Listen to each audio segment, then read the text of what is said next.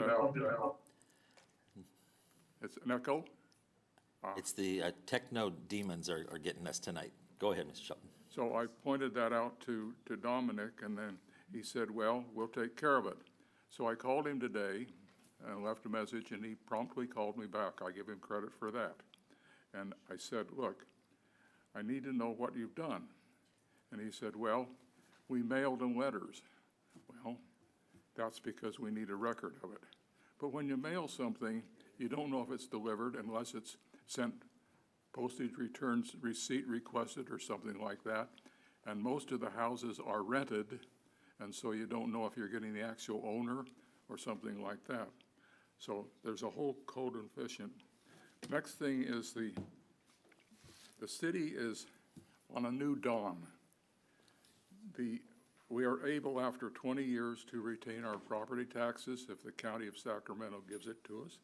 That gives us lots of money.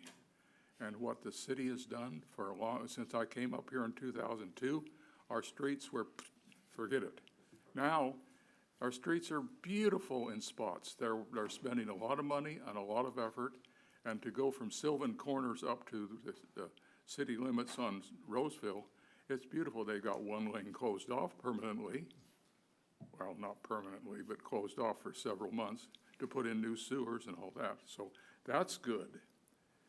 But I'm interested in the budget today because of there's lots of money coming in, and I hope the police department gets money because they tell me they can't do anything because they don't have any money. Well, if you enforce it with some penalties, you can get money. Finally, when I worked for the Construction Board of Appeals, on the back of the card was the mission statement. And it said, the City of Citrus Heights is committed to providing high-quality, economical, responsive service to our community. And I thank you for letting me talk. Thank you, Mr. Shelton. Thank you. Next, I want to invite up the Honorable Lieutenant Colonel Charles Stone. Yeah. Look at that. That's a presence right there. I feel honored that I got the echo when I walked up. Yes, sir. Mayor, honored council members, my name is Charles Stone. I'm the incoming, well, now the new commander of Post 637 Citrus Heights American Legion. I took that over recently from Paul Reyes. And as part of the American Legion mission, our job is to help take care of vets. We have a big Vets Helping Vets thing. The Citrus Heights American Legion was well before the city of Citrus Heights was around. We were formed in 1955, and we've been here the entire time helping out vets. So my new priority is vets taking care of vets. In order to do that, we have to be able to partner with other groups. We take care of their vets and their families. And the biggest thing we do is help them file their benefits, and when they fall down, we try to pick them up. And that's what we're trying to do here in the city. Recently, we have a new veteran service officer or post-service officer, Steve Gall, who's in the back. His training, we're working on getting all of his training and certifications in order to file veterans claims and help you process through the entire system, right? Remember, we've been in 20 years of war, and that 20 years has taken a toll on its members, and we just want to help them out. That's our goal. As part of that, we've been partnering with the Citrus Heights Marching Band and doing the Battle of the Bands and Barbecues. If many of you guys remember this from the last couple of years, the Battle of the Bands and Barbecues are our biggest fundraiser in order for the fund, the Vets Helping Vets Fund. So we've been partnering with them, and then we'll be also partnering with Heart to sell barbecue tickets. And so we are inviting the council members. I've already given you this, and I'll give this in the back as well. It is the Battle of the Bands and Barbecue invitation, and you have a QR code if you want to purchase your tickets. We have many sponsors. We are very fortunate, very blessed in this community that we have a lot of people who want to take care of their veterans. And those sponsors we're going to recognize on another date. But I'm very blessed to say that we have had the opportunity to raise some funds, and we want to continue that by helping out with the Battle of the Bands and Barbecue. The event is September 14th. It's going to be at the Rush Park. We have 3 bands playing along with the Citrus Heights Marching Band. We are honoring one veteran from our community. I'm not sure if you guys are aware of Nicole G. She was the Marine who was in Afghanistan who died while protecting the 122,000 people escaping that, getting out of the country at that time. So we're honoring her and her family on that date. We asked to publicize our membership, and to everyone else, that hopefully they're able to attend the event. And that's all the questions, that's all that I have, unless you have questions. All right, no, thank you, sir, very much appreciated. And just for clarification, it's at the Rush Park Historic House, correct? Correct, it is. So some folks don't know exactly where that is, so it's over by the baseball diamonds, kind of tucked away off the yard, or excuse me, the street, so. Correct, and the tickets are $30 for all you can eat and all you can drink. So it's a relatively cheap price for what we're trying to do. Very good, all right. Thank you very much. Thank you, sir. Next, I'll call up Angelia Lee.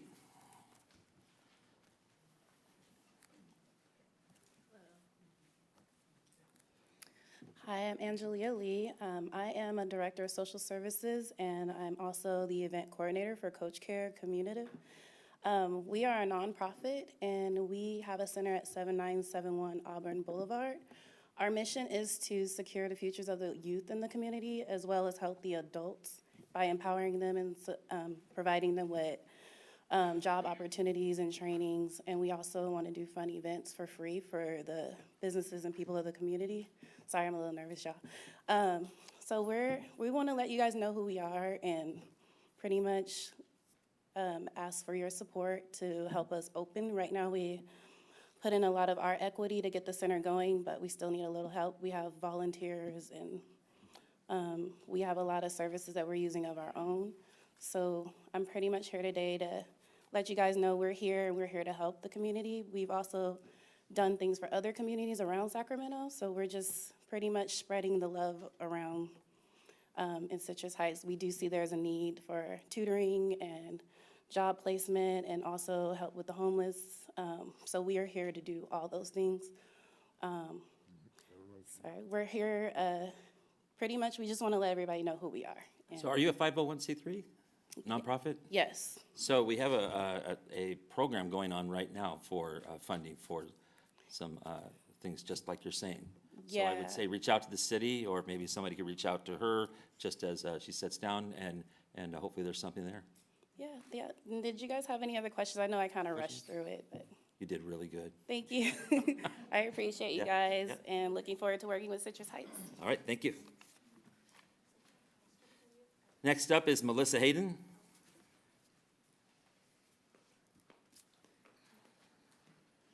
Hello, everybody. As most of you guys know, I'm an animal advocate here in Citrus Heights. Been working with Citrus Heights Rescues Animals on Facebook to try to bring our community members together along with our animal services and you guys to make sure everybody's on the same page of how we can make our community a little bit better.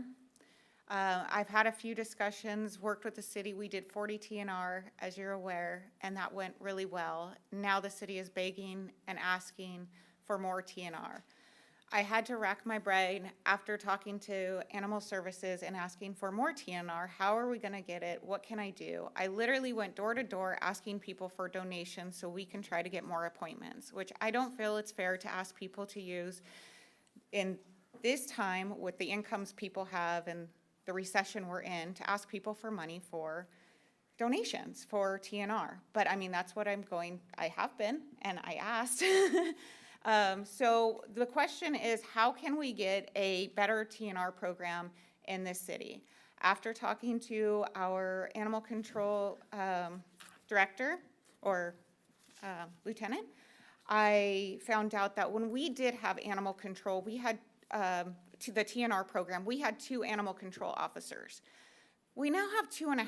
How can we still not have animal control? So I went and investigated a little bit into the money, the finances, and how can we fund this? One of the things that I concluded was our city is no longer taking advantage of the grant programs that are accessible to our city for animal funding. It's also available to help build shelters, food animals that are homeless, for TNR programs. We can access those programs and for the grants, so I don't have to come up here and ask you guys for $5,500 a month for TNR anymore. And so I think our city really does need to look into getting our grant writers out there and getting those grants processed to help us help our community, because we have gone from 2021 with 0 grants, 0 TNR, 0 rescue, being able to help the city with TNR. Back then, we had, if you just have one cat from 2021, you're looking at just one cat, a mom and a dad on our streets. You're looking at 327 kittens today, cats and kittens today, just from one cat. That's talking about one neighborhood, one cat, and you know how big Citrus Heights is. These colonies have not been contained, and I would really like to see us utilize a better program and get back into something. I understand we are doing Bradshaw, and that is gonna help, but we also, for our city, having that lack of for so long, we need to get that control back. So if, I'm asking the city to please utilize our grant writers and the grant programs. If you guys want to know some of those grants, I have done the research. I know who they are and how to get the grant request out there. So please, I'm requesting that so we can have TNR and help our city be a better place, because we have had way too many different diseases between FIV, FELV, and also we had the Pan-Luke's positivity over by Food Max on Sunrise. I really would like to see, instead of having our animals, our community member animals die because of disease, that we can actually solve this problem with one simple solution, and that's getting control of the population with TNR. Thank you, Melissa. Thank you Yep. for what you do. I'm sure we'll be connecting with you regarding the grants. Thank you. Thank you so much. Next up is Andrew Wells.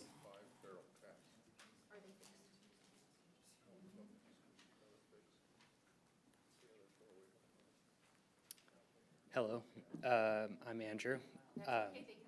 I'm just a person, community. I'm here to speak also on behalf of a TNR program.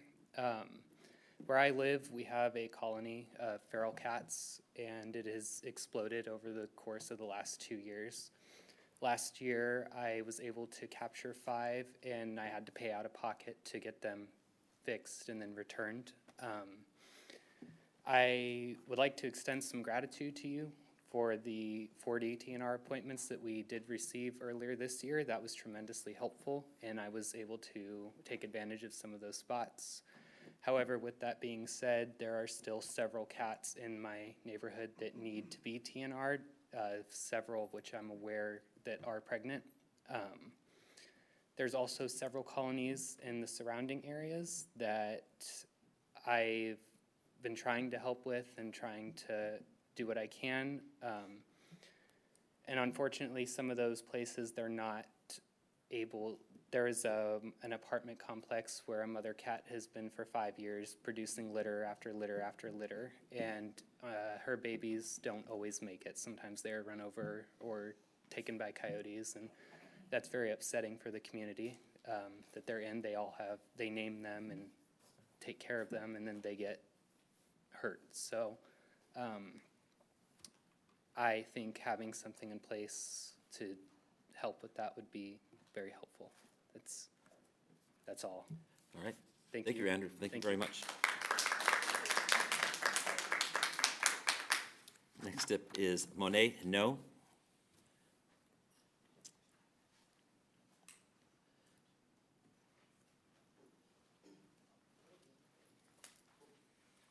Hello.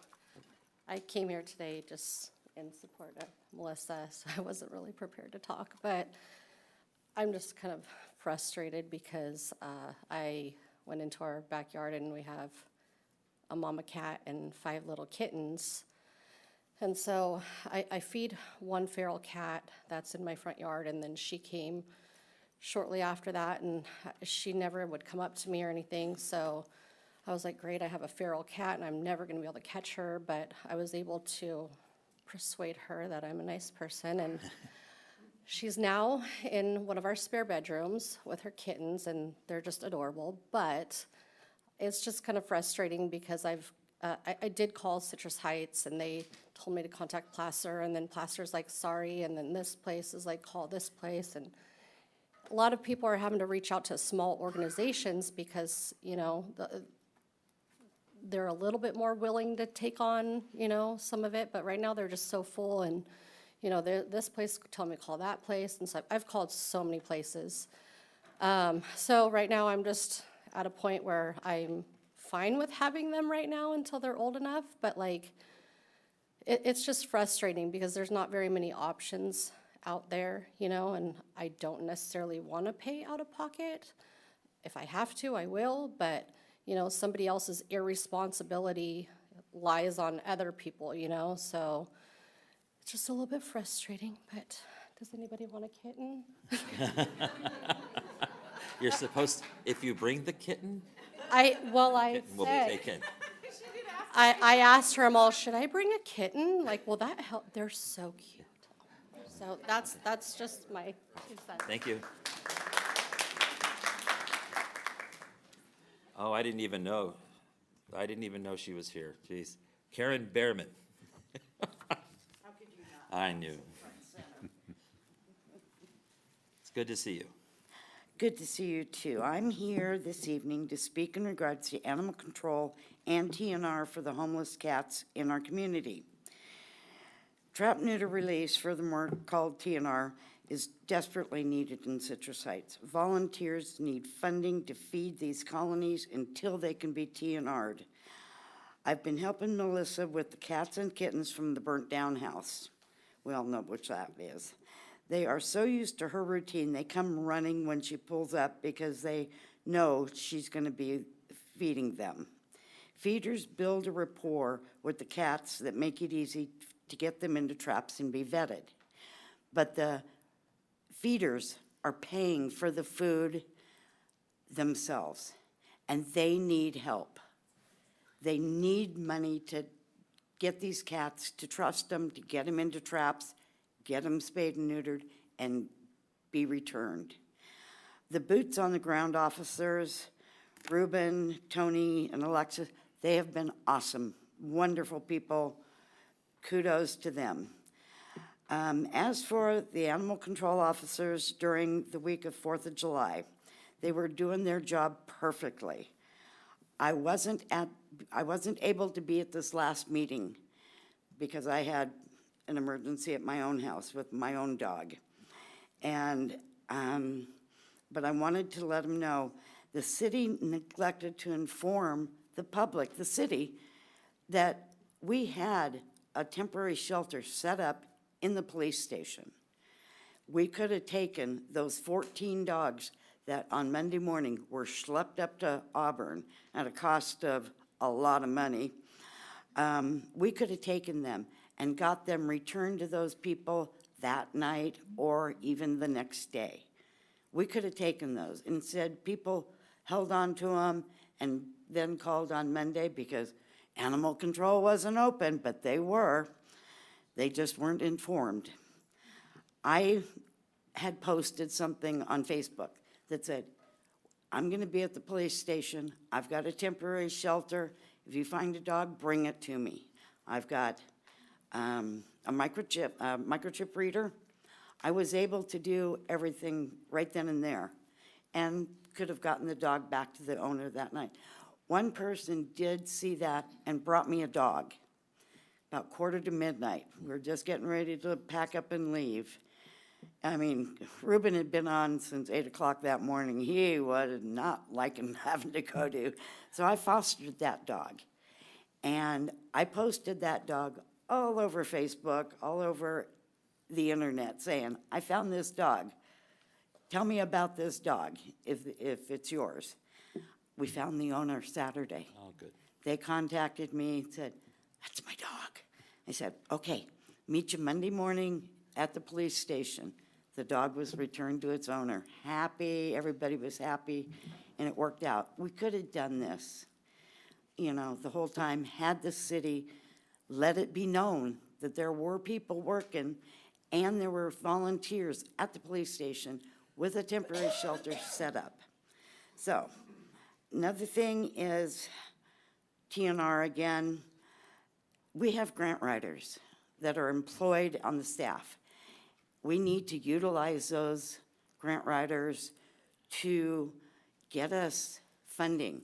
And there are hundreds of places that will fund, will give grants for animals, animal spaying, neuter, vaccines, microchips, food, whatever you need for an animal, they will fund it. We just need those grant writers to get to writing. If they can write for a street that's been a problem for the 35 years that I've lived here, and try and fix it up and make it nice, which isn't gonna happen, but okay. Or a mall that the city doesn't own, they can write a grant to help the animals that are here. And that's it. I'm done. Thank Karen, you. if somebody wanted to help out with the purchasing of food or whatever, how could they do that? How could they help you or Melissa or whatever with that? All they have to do is let us know. Well, I mean, how do you want us to tell them? Do you want to give a phone number? Do you want to give an address? Do you want to go have them say, You go can to also- Facebook or something? You can also donate through Animal Services. I've been told that Animal Services will help us. They know that they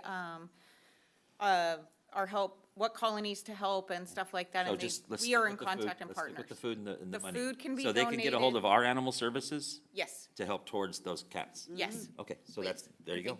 Thank you. Thank you, guys. Thank you very much.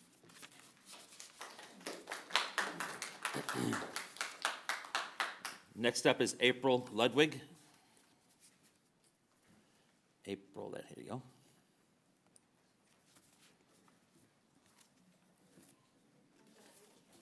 Oh, you know what, April, it says you want to be heard for item number 9, yeah. Thank you, April. We'll put that to the side for a minute. Okay, Sharon Chandler.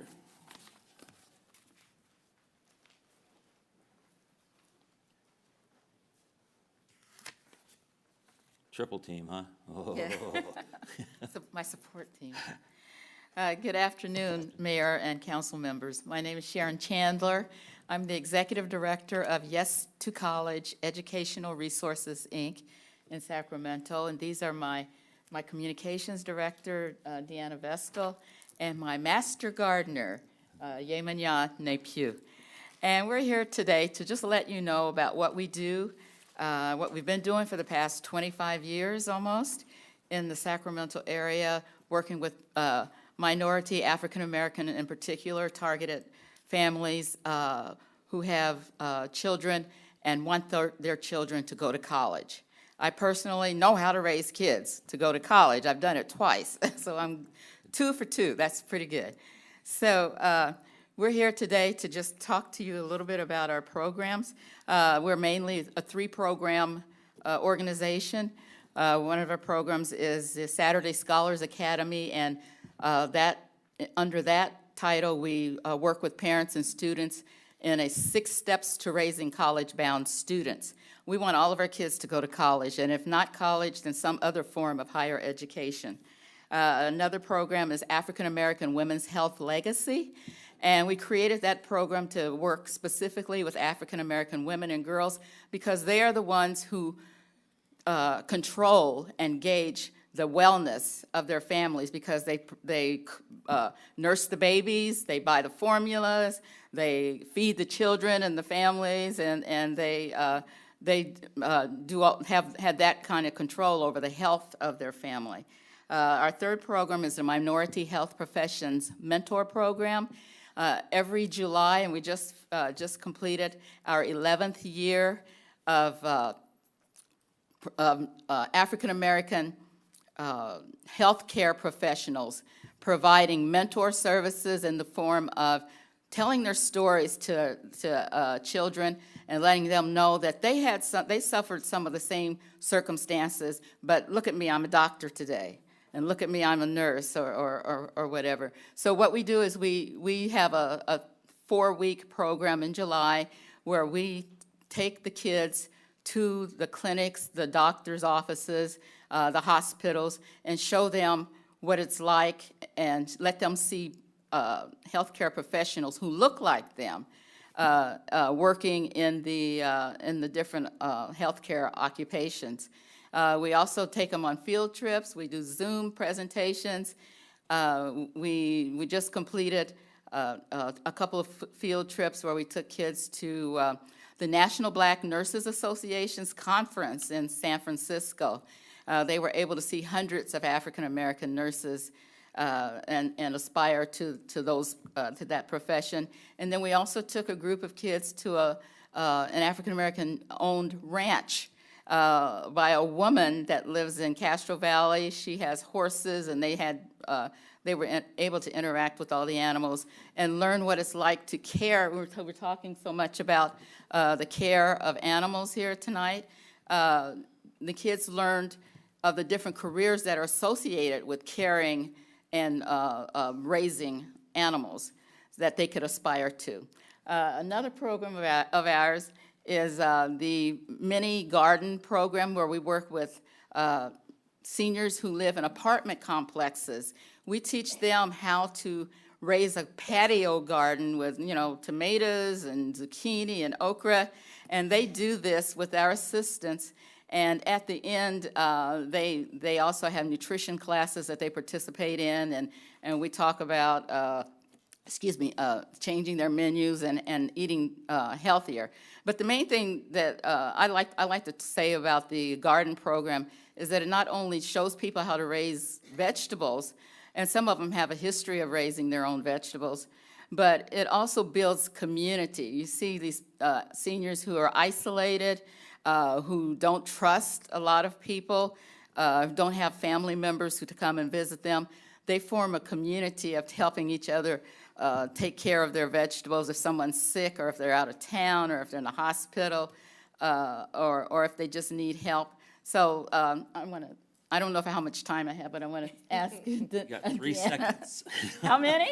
3 seconds. 3 Go seconds? ahead. Oh, okay. Okay, it's over. Okay. We really think it would be amazing to bring a successful program from such a local neighboring city to the city of Citrus Heights, and we're working toward doing that now. Thank you so much for being the city since, the late 90s, and we hope to be working together. And did you mention where you're located? Yes, we're located in Sacramento, in the Oak Park Okay, neighborhood. okay, very good. Can I get your name of the organization again? I didn't hear it. Yes, I have it right. Yes to College Education Resources, Inc., and it's college with a K. All I right, do know how to Our spell garden it lives correctly. here for years. Yeah, Very nice. I've been in Citrus Heights for the last 3 years, and I was one of the women of Citrus Heights about, 10 years ago. all right, very nice. So, just as a representative of the Network for Healthy California. Thank you. Champion mom for Northern California. Very good. All right, Thank thank you, you. folks. Thank you Thank so much. Next, I want to call up Anna Romeo.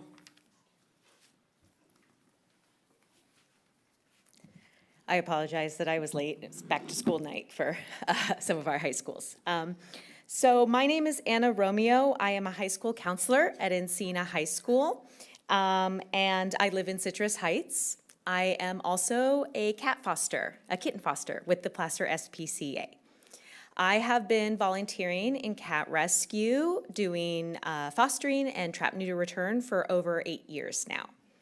I'm from the Bay Area, so I started doing cat rescue in San Jose.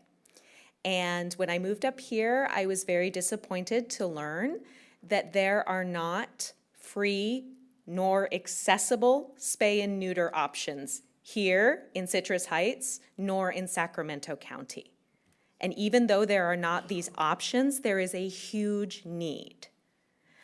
As a high school counselor, many of my students and families know me as the cat lady. They know that I foster kittens, and almost on a daily basis, I am asked to help with kittens. There's a kitten in my yard. I rescued a kitten. A mom just gave birth to kittens. Can you please help me?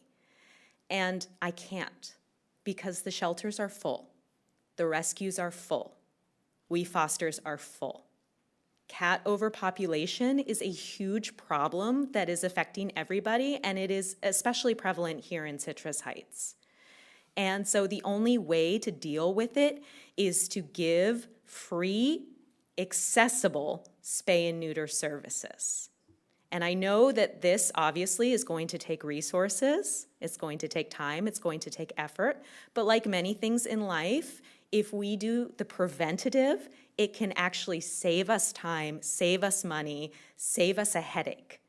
And so basically, Accessible trap, neuter, return options are good for cats, they're good for taxpayers, they're good for the citizens of Citrus Heights, and so I beg you to take this seriously and to do everything you can to make this possible.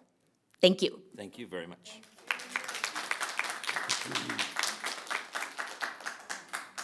All right, my last public comment, I'll call up Savannah Daniels.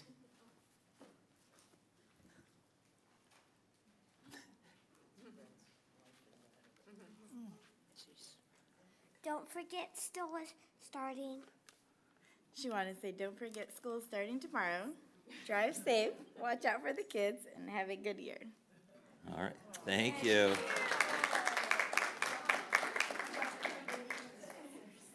All right, I wish she was that quiet at home. Amy, do we have any, I do have some written public comments, and I just wanted to check. We had received an online speaker card from Jeannie Lewis. Was she in the audience tonight to speak? Otherwise, I'll read her card. So from Jeannie Lewis, she states, 14 years ago, we had a petition to remove the no U-turn sign because it is the only way for Sunrise Vista Mobile Home Park at 6525 Sunrise Boulevard for us to enter our park. Now I see in the last couple of days, they put it back up. If they didn't fix the street right so we can make U-turns, then they need to fix it right, not just put up a no U-turn sign. The next written comment is from Laura Carter in the state. Hello, my name is Laura Carter and a resident of Citrus Heights. I'm concerned about homeless having a safe place to sleep and maintain their personal belongings. Please practice compassion and maintain their dignity and provide for their human needs. The next card is from Ivan Demiyenko, and I apologize for the mispronunciation. I hope this message finds you well. I am writing to request that the issue of homelessness be added to the agenda of the next city council meeting for discussion. Homelessness is a growing concern in our community, and I believe it is important for us to address it promptly. By including this topic in the upcoming meeting, we can explore potential solutions and collaborate on ways to support those affected by homelessness in Citrus Heights. Please let me know the process.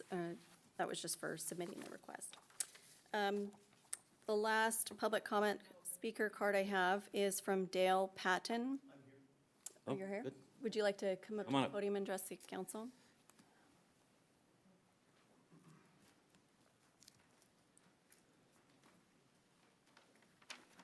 Good evening. My name's Dale Patton. My wife and I are homeowners on Hoops Drive in Citrus Heights. We have been since 2001. I was in the first Citrus Heights marching band. When it first started, we became First a City. And so I'm very proud to live in this city.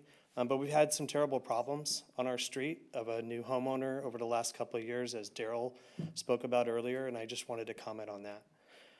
I wrote to Councilmember Mary Jane Lopez Taft on July 24th, 2024, with concerns of a home on Hoops Drive in Citrus Heights. And I appreciate the quick response. She connected me with the police, and Commander Frey has been fantastic to work with on working on my complaint, and I wanted to say that publicly. But the traffic with this home still exists. Even today at 7:15, a young person on a scooter met with the owner, one of the people that lives there. There was a quick discussion. The owner left in the car. He went through their trash, went through the neighbor's trash, went into the backyard, and who knows what happened after that. And this is a common occurrence on our street where we don't know the people coming and going from this home. And there's been an overdose or narcotics arrest in the last 60 days. And this isn't a neighborhood that's like this. We raised our children in this home, and now the next generation on our street is raising their children. And it's impacting their personal safety and also our financial ability in our homes.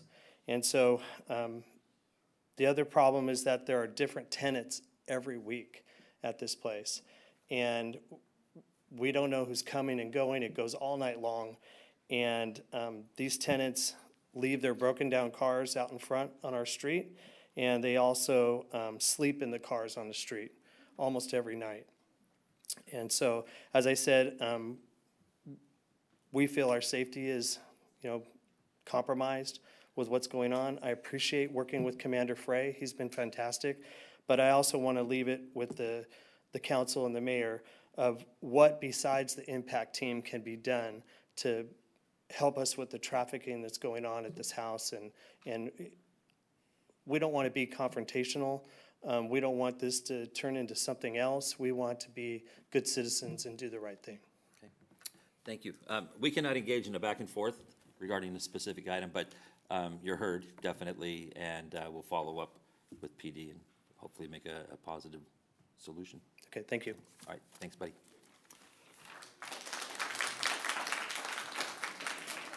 That is all I have. Amy, do you have any others? That is all of the written public comment that I have. Very good. Next item, please.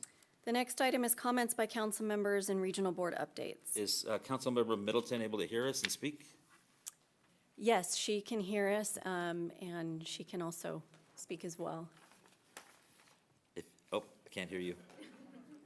Do you have it on mute?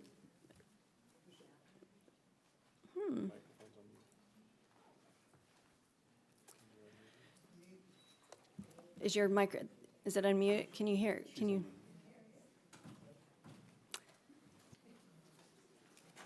We don't read lips.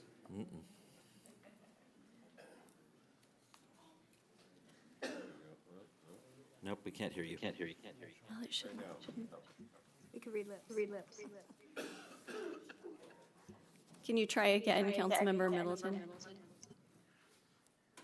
Yeah, can you hear me now? Yes, there we go. There we go. How about some applause? Hey, Portia. Oh, gosh, all of that, and I only have just a couple of comments.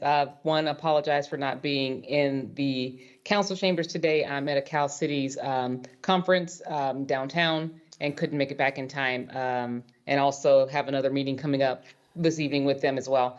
But wanted to make sure to reiterate what Savannah said. You know, school starts tomorrow for our San Juan School District students. Please, please make sure you're safe. Take a little bit extra time to make sure that you're able to get your kids to school and get yourself to work on time. And make sure everyone stays safe out there. Thank you, Mayor. Thank you very much.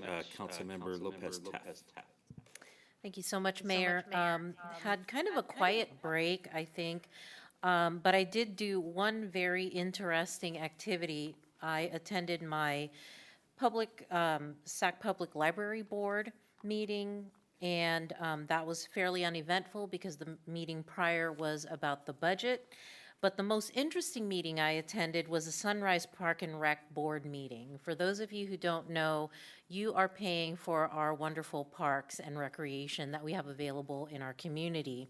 And it was really interesting to find out, again, I'm kind of a budget junkie, and so I went to their budget meeting. And, you know, it's amazing how much we can do with so very little. And I know everyone here understands that, especially in this economy, but it was so nice to participate as someone who can be a regular citizen and hear all the good things that are happening in another agency that is so closely entwined with our city. So kudos to the Sunrise Rec and Park Board and their hard work. Of course, I participated in National Night Out. I really enjoy not only the festivities of the evening and getting to know our residents, but also getting to know one particular police officer that evening who is my escort. And so for, I don't want to get his rank wrong, but for Officer Aguilar, thank you so much for keeping me safe and entertained and hydrated the entire evening. But it is a wonderful time for us to really get out there and meet our neighbors in a safe way. And the whole intention of National Night Out is that we meet our neighbors so that we can, as a community, keep each other safe. Because the more you know each other, the better you can know when someone does not belong in your community. And as we're hearing this evening, that is so important. My comments would not be complete without also giving kudos to Chasen, who always is a rip-roaring good time for National Night Out. We have quite the party at Seabarsea Park. And earlier this past week, I also attended a very well put-together City Scoop event at Lycan Elementary. That was just one of the most wonderful events. It was located just in the right place on the campus, and I think I also met someone who I know from another part of my life there, and she reminded me that she is a very excited, continuing longtime resident of Citrus Heights. So it's nice to hear that feedback whenever we have fun events as well. Excellent. Mayor. Councilmember Schaefer. Well, thank you, Mayor. So I also attended National Night Out. I was escorted by Commander Wells and Ellie. For those of you who don't know, Ellie is a awesome police dog. She's amazing, and she's still just barely turning 1 year old. So we visited the Park Oaks neighborhood. That's where I actually chatted with Dave Shelton, who spoke earlier. Then we went over to Ridgeview Court. Another great gathering. Lots of great participation in National Night Out. And then we went over to the Garden Gate community over in like Area 6, and that was also very well attended. They actually had a food truck there, and it was a great event. Got to see and talk to lots of folks there. So I also attended City Scoop at the Lycan School. I think there were some 700 or 750 attendees there. Quite a lot. And we've been on a break from, I sit on SACOG, and I sit on the Policy and Innovation Committee there. Tomorrow we have the SACOG board meeting, so we'll get back right back on our schedule again. So I will have more to report for the next meeting. That's it, Mayor. Thank you very much, Vice Mayor Karpinski-Costa. Sorry. Well, while you guys were on break, I was busy. I've been busy. So, July 16 was the last mosquito meeting. There's another one coming up, but here's the news on mosquitoes. This year, they are much less than prior years, like half or less. But they are in our city. They are positive pools at Rush Park. And so I'm hoping I gave extra repellent to the Heart people to give to the unhoused that house themselves over there. And so remind everybody to use repellent. We've had several positive pools in our city. I did have a dead bird on my front lawn. They came, got it, reported back. It was a little house finch that died of other causes than West Nile. But to remind people that there is statewide, it's less this year. So, you say, is it the heat? But one of the issues is that when it's a bad year, so many birds get wiped out that the following year, there aren't enough birds around to carry the virus again and get it back into the population. So next year may be worse, but this year is a little easier, but it's still time to use some repellent because we do have positive pools, mosquito pools. Pool is where they put a whole bunch of mosquitoes in a trap, and when they test them for the West Nile, they just test all the mosquitoes in the trap. So there might be 20, 30 mosquitoes in the trap, and that's a pool. So it's a positive pool. So then I also, that was on the 16th. I did, Stones had a thing on the 18th, and Portia, you were there. We were there, but the event really didn't take off until later in the evening, and by that time I went home, so I wasn't there for the final whatever they did. I did the vice mayors of all the cities have lunch every now and then. So the last one was, I hosted one before. Folsom hosted the first one. Sacramento City hosted the next one. This last one was the guy in Galt. And so I got to go down to Galt for lunch. And Galt is quite an interesting little city. They did pass a 1-cent sales tax, and they did quite a bit with their city downtown. It's very impressive. They restored their police department, which we did without the tax. And so, but anyhow, it was Rich Lozano is the vice mayor there. I was impressed. I don't remember Galt looking as good as it looked. I think we took a couple of pictures, some cool signage they had, and I'll show it to you because they're kind of cool signs, wayfaring signs that are kind of cool. I did do National Night Out. Went first to Area 6 and 2. Had a Advent Lutheran Church event, and it was, I want to thank my escort, which was Tiffany Wells. We became BFFs for the night, so that was kind of cool. She is in charge of our animal services, and so it was a nice conversation we got to have. And she was very attentive and said, "You ready?" So after we left there, we went over to the Chasen event, and there was the food. I mean, the food truck at the first place was a food truck. The second place at Chasen was food everywhere. I mean, you just turned any direction and there was something to eat. So I really appreciate, including the watermelon was really good. And so the nachos were good. It was all good, good, good, good. I went to because the mayor was out of town, I went to the Sacramento Transportation Authority meeting. Nothing great to report at that meeting because there usually isn't, but they're doing a redesign of their website. And when they get it up, the interesting thing is to watch where your sales tax, that half-cent sales tax, went for the last 15 years. So you can, when they get it up, it's not there now, I looked for it, but eventually there's going to be a list of these, because it's a 30-year tax, and so they're looking, here's what we did the first 15, and hopefully they're going to try to hit you again with another request coming up. So, but you can see what they've done with the money, where they've put it all over the county, some things in our city. I went to a sewer meeting this morning, nothing really happening there. I am going to Orlando in October as part of an awards. Potentially, we get an award for our eco treatment plant. I'm looking forward to that. So more on that when I get more information, but I am planning that trip. Yesterday, yes, we did a selfie at City Hall yesterday where employees and our city manager, whoever, we all stood in front of the City Hall and took a selfie. What's that gonna go? Someplace, what's that going, Portia? Where's that going? League of Cities wanted it. So somehow we got that.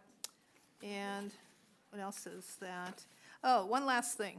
I've gotten, because Auburn Boulevard is in my district, and I've gotten a couple of emails from people that says, why are these trees, these beautiful sycamore trees, 3 beautiful sycamores, all these wonderful eucalyptus trees, and certainly other trees, are being chopped down to make way for more cars and more pedestrian traffic and beautify Auburn Boulevard. I say that was 10 years ago we did that plan. The city did that plan, and had it been done now, it might look different, but it's the plan we got. So I just we got an email recently from General Services to what's going in. They're putting in, for the trees that are leaving, they're putting in 17 thornless Palo Verde multi-trunk trees. I looked those on the internet. They're nice, they're kind of pretty. Desert willow, 20 of those. 44 Chinese pistachios, which is Councilmember Tim's favorite tree. 2 pyramidal oaks, and 20 Zelkovia, oh, they're beautiful, Zelkova, green base. So one of them is a messy tree. I hope you know that. One of them is very messy, it said. It was described as a messy tree when the yellow flowers are beautiful in the spring, and then when the yellow flowers fall off, it's messy. So, and if anything goes wrong with that tree, it's due to overwatering, so don't overwater a messy tree. So other than that, those for the information for people who say, what's the mitigation on all the trees you're chopping down, there's quite a few trees going back in there. And they are only 15-gallon trees, and some of them only grow 2 or 3 feet a year, but, your children will enjoy them. And so, they're there. And I think that's all I got. Oh, one announcement. Can I make one announcement? I'm Polish, proud to be Polish. The 33rd Annual Polish Festival, mark your calendar, is Saturday, September 7 at the Polish Hall in Roseville from 12 to 5 p.m. All right. And they have a Polish butcher, food, beer, polka dances, fun for the whole family, Polish style. Sounds like fun. Thank you, ma'am. Okay, for me, just a few things. Mondays with the Mayor continues. I had a great guest this last Monday, day before yesterday. A lot of fun, actually, from the moment I walked in until the moment I had to beg to leave. So if you're interested and want to come in and talk on Mondays, I'm there from 9 to noon every Monday at City Hall. Come on by if you want to tell us something great, or if you want to come in and complain about something. Don't hesitate. Next up, we have a honored guest in the audience, and I just want to point out that Kermit Schultz is here. He operates Stones. If you could stand up, Kermit, for a minute. Just so that we could all give you a round of applause for the great job you do.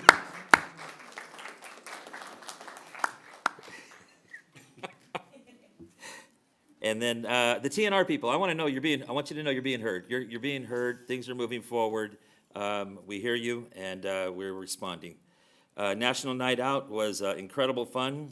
Went over to Park Oaks, had a hamburger. Went over to Lakeview, had some ice cream.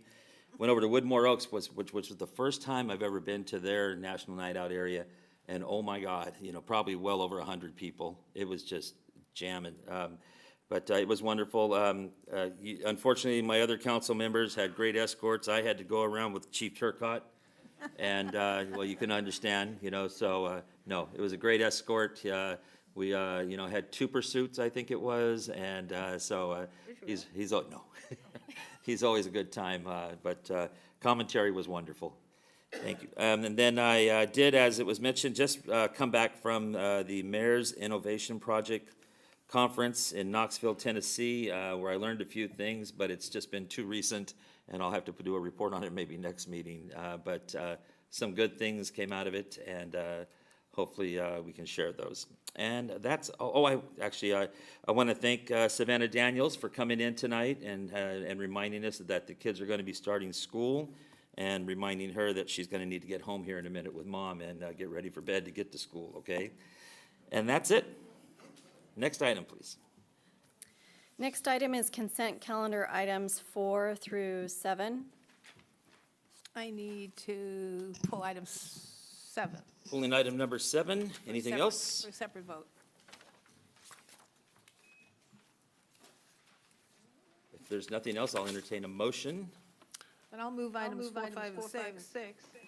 Hear an echo. Okay, anybody else? I second. Okay, it's been moved by, Vice Mayor Karpinski-Costa, seconded by Council Member Schaefer for items 4, 5, and 6. Roll call vote, please. Councilmember Lopez Taff, Yes. Councilmember Middleton, Yes. Councilmember Schaefer, Yes. Vice Mayor Karpinski-Costa. Yes. And Mayor Daniels. Aye. Item number 7, if you could read the item, and I think we don't need a presentation, do we? Just read the item, and then we'll call for a vote, unless somebody else has something. Item number 7, the subject is authorize city manager to execute a purchase agreement for the acquisition of a portion of 6498 Sylvan Road, and the recommendation is to adopt a resolution authorizing the city manager to execute a purchase agreement and joint escrow instructions with Bayside Covenant Church of Citrus Heights for the acquisition of a portion of APN 243-0031-023. Any questions of staff? Any motions? I will move the item as read by the city clerk. I'll second. Any questions or comments regarding the motion? Roll call vote, please.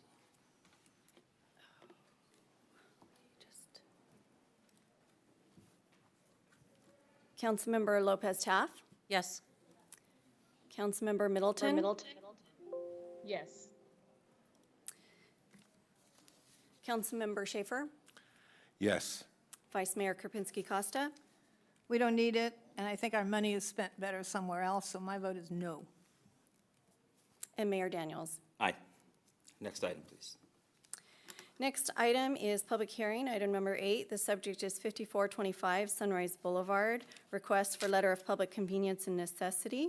The recommendation is to move to approve the letter of public convenience and necessity to allow the issuance of a type 21 and type 86 alcohol license for the sale of beer, wine, spirits, and instructional tastings at the proposed grocery store located at 5425 Sunrise Boulevard. Good evening, Mayor and Council. Casey Campanari, Community Development Director. Tonight, I'm joined by our newest Planning Division member, Stephanie Louie. So tonight is her first council meeting, so welcome her. It's a night of first for Stephanie. She's also today closed on a house, her first house here in Citrus Heights, so she's our newest resident as well, so it's a big night for her. So Stephanie's going to give you a presentation tonight on the letter of public convenience and necessity, so I'll turn it over to her. Thank you, Casey. Good evening, Mayor and council members. My name is Stephanie Louie, Assistant Planner on behalf of the Planning Division.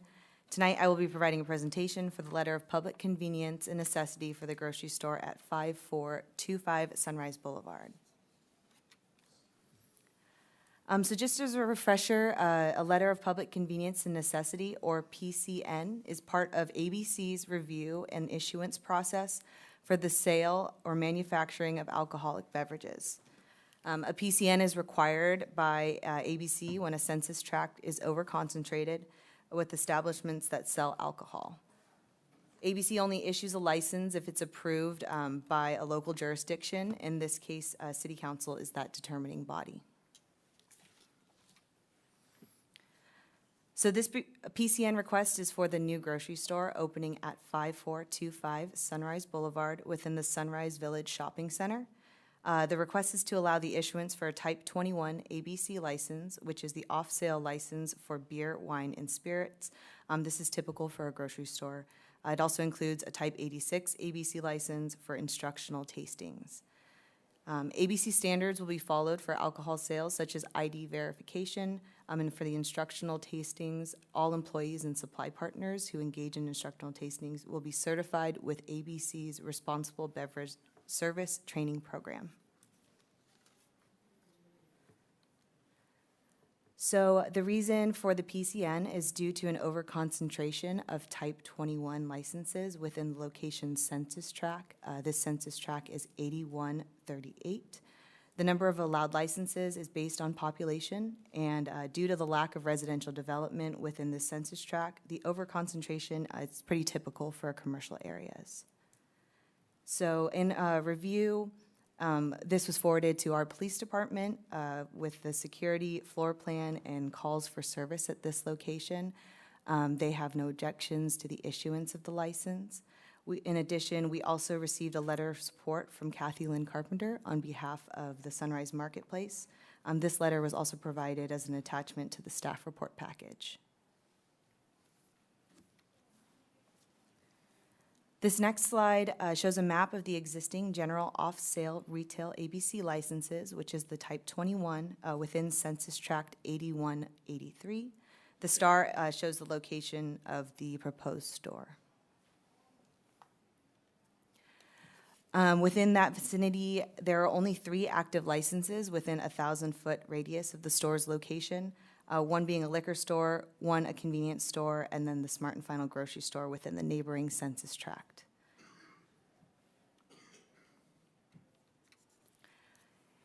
Here's the recommended motion. A representative from the applicant is present tonight in case you have any further questions. Okay, this is a public hearing. Before I open the public hearing, any questions or comments from staff, for staff? Okay, I'll go ahead and open the public hearing. Any speaker sheets, Amy? I do not have any speaker No sheets. speaker sheets. I'll close the public hearing. Now, any other questions or comments of staff? No? Any motions? I'd like to move that, to move to approve the letter of public convenience and necessity to allow the issuance of a Type 21 and Type 86 alcohol license for the sale of beer, wine, and spirits and instructional tastings at the proposed grocery store located at 5425 Sunrise Boulevard.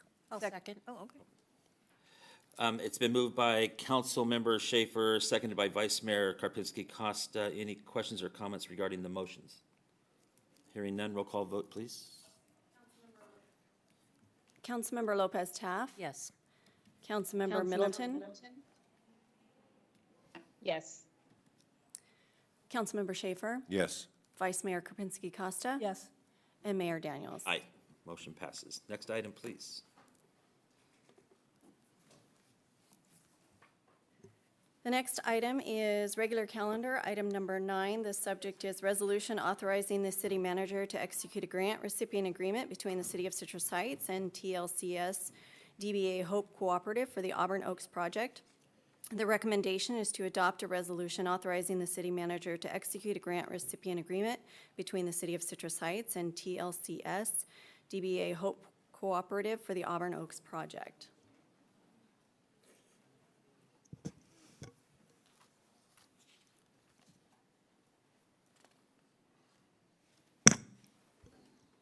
Good evening, Mayor, Vice Mayor Nicole Piva with the Community Development Department.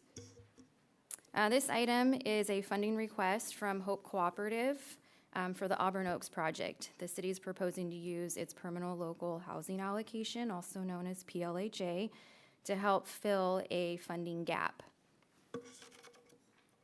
Auburn Oaks is located at 7501 Sunrise Boulevard. The facility shown here was built in 1975.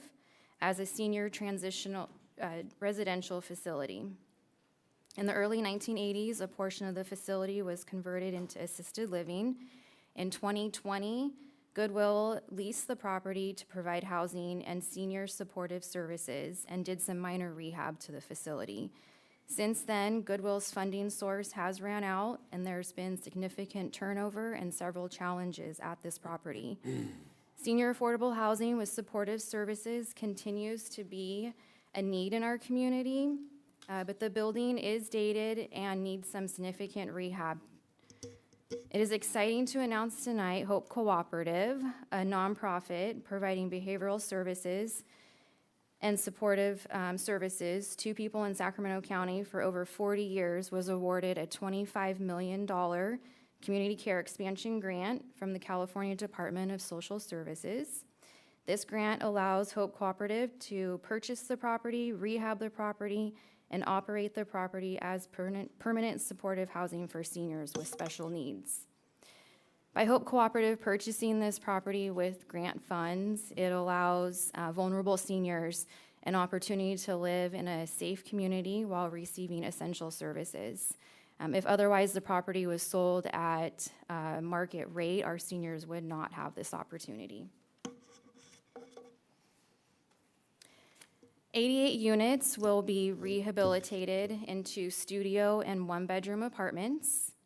For seniors to be eligible to apply for housing, the head of household must be 55, homeless or at risk of homelessness, and the household income must not exceed 50% of the area median income.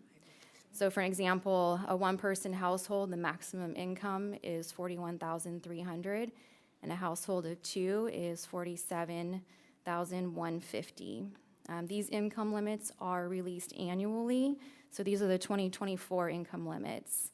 At the time of the senior income eligibility, depending on when they apply for housing, these income limits may increase or decrease. Residents will be referred from partner agencies. So of the 88 units, 30 of them will be referrals from County of Sacramento Department of Behavioral Health. 30 units will be referrals from Sacramento County Department of Family, Child, and Adult Services.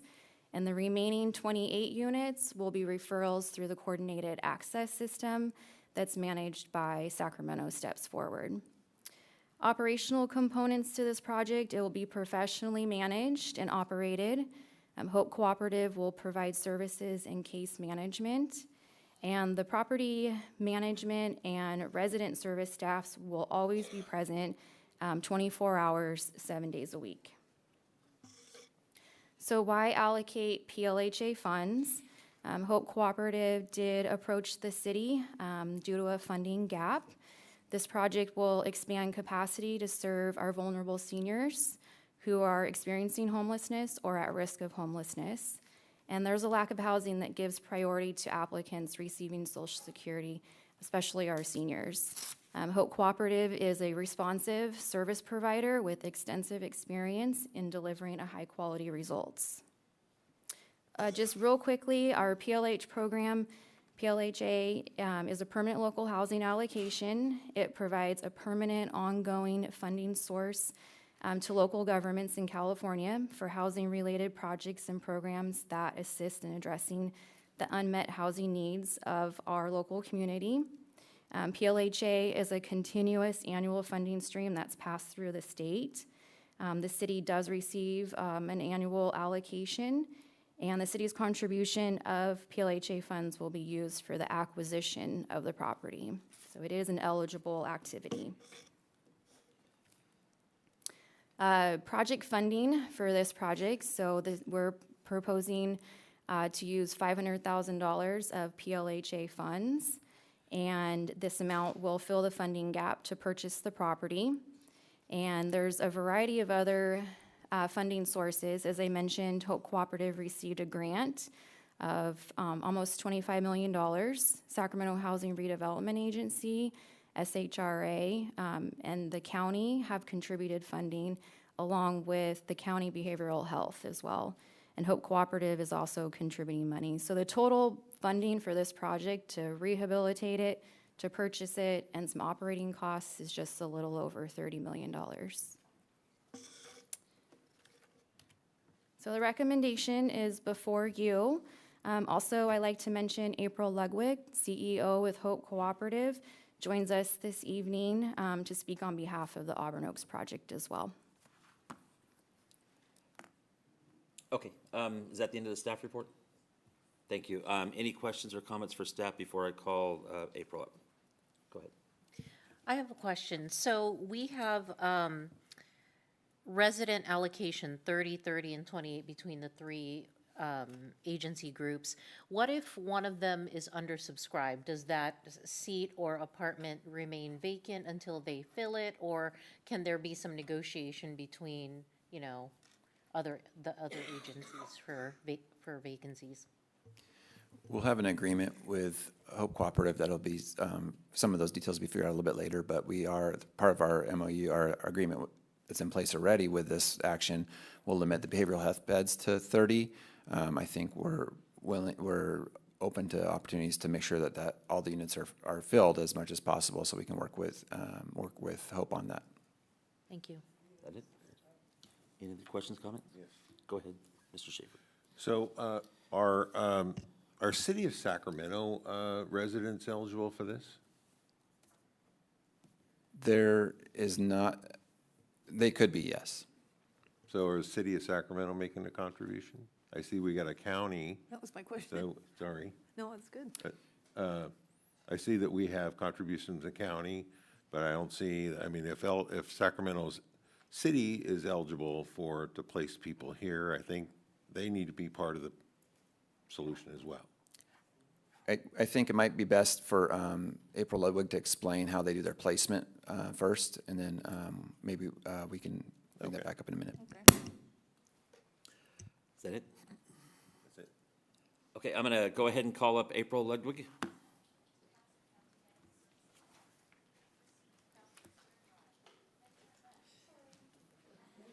Good evening. April Ludwig, CEO of Hope Cooperative. Thank you so much for the consideration and the recommendation to. Oh, sure, absolutely. April Ludwig, CEO of Hope Cooperative. Thank you so much for your consideration of this motion. I'm more than happy to answer questions. Okay, that was easy. Okay. I'll start with a couple of questions. And yeah, go ahead and stay right there because I don't know who might answer Of course. the question. Obviously, the units are not strictly for people from Citrus Heights then. That's correct. However, can we prioritize people that live in Citrus Heights currently for the units? So I'll answer that. So we can't, it's illegal to geographically profile. But what we can do, but what we can do is that one of the things that we talked about before is when we have people who are dock ready, which basically means that they're in our coordinated access system, and they put down Citrus Heights, we can work with the city for a homeless navigation team to prioritize those individuals. We know that that's a consideration, and we know that that's important. We want to make sure that people are in areas that they're comfortable with, that they're familiar with. And so we can prioritize in terms of individuals as long as they have their documentation done and they're in the coordinated access system, which is done by SAC Steps Forward. Okay. So you probably answered it, but how does the list then compiled? Who creates the list? How do you know if you're number 1 on the list, number 30 on the list? Yeah, good question. So Sacramento Steps Forward really takes support of looking at all that information, working with homeless navigation teams. And so those team members look at where the individuals kind of land in terms of if they're familiar or residents already of Citrus Heights. And so if information is added successfully into HMIS, which again is through the coordinated access system, individuals identify as Citrus Heights residents, the homeless navigation, that's not through Hope Cooperative, so I want to be clear about that, but the homeless navigation team looks into that and tries to put people or place individuals in areas that they've identified as home or their residence. So the energy needs to be with Sacramento Steps Forward on it. Correct, and their homeless navigation teams as well. I think I'm hearing you, okay? Yeah. And then it's 55 and over, but there are one-bedrooms, and can more than one person live in a unit? And if more than one person can live in the unit, can the other person be under 55? So what we've identified, and again, I think Casey spoke to that a little bit in terms of still identifying some of that, but for us, what we're hoping to do is to make sure that it actually is a senior 55 and up community. And so what we try to look for is, are there partners in terms of individuals living together? We do understand that there's a concern about like little kids or other individuals in the community. We're doing our very best, but that will become who's referred and who's actually coming through the property. So I want to be clearer on this. Sure. Kids, Can kids live here? yeah. 55 and under, or 55 and over. If we have parents who are 55 and they have kids who are 12, 15, we don't break up families. That's not the goal. So can it be restricted to simply just adults? Are we being gentle here?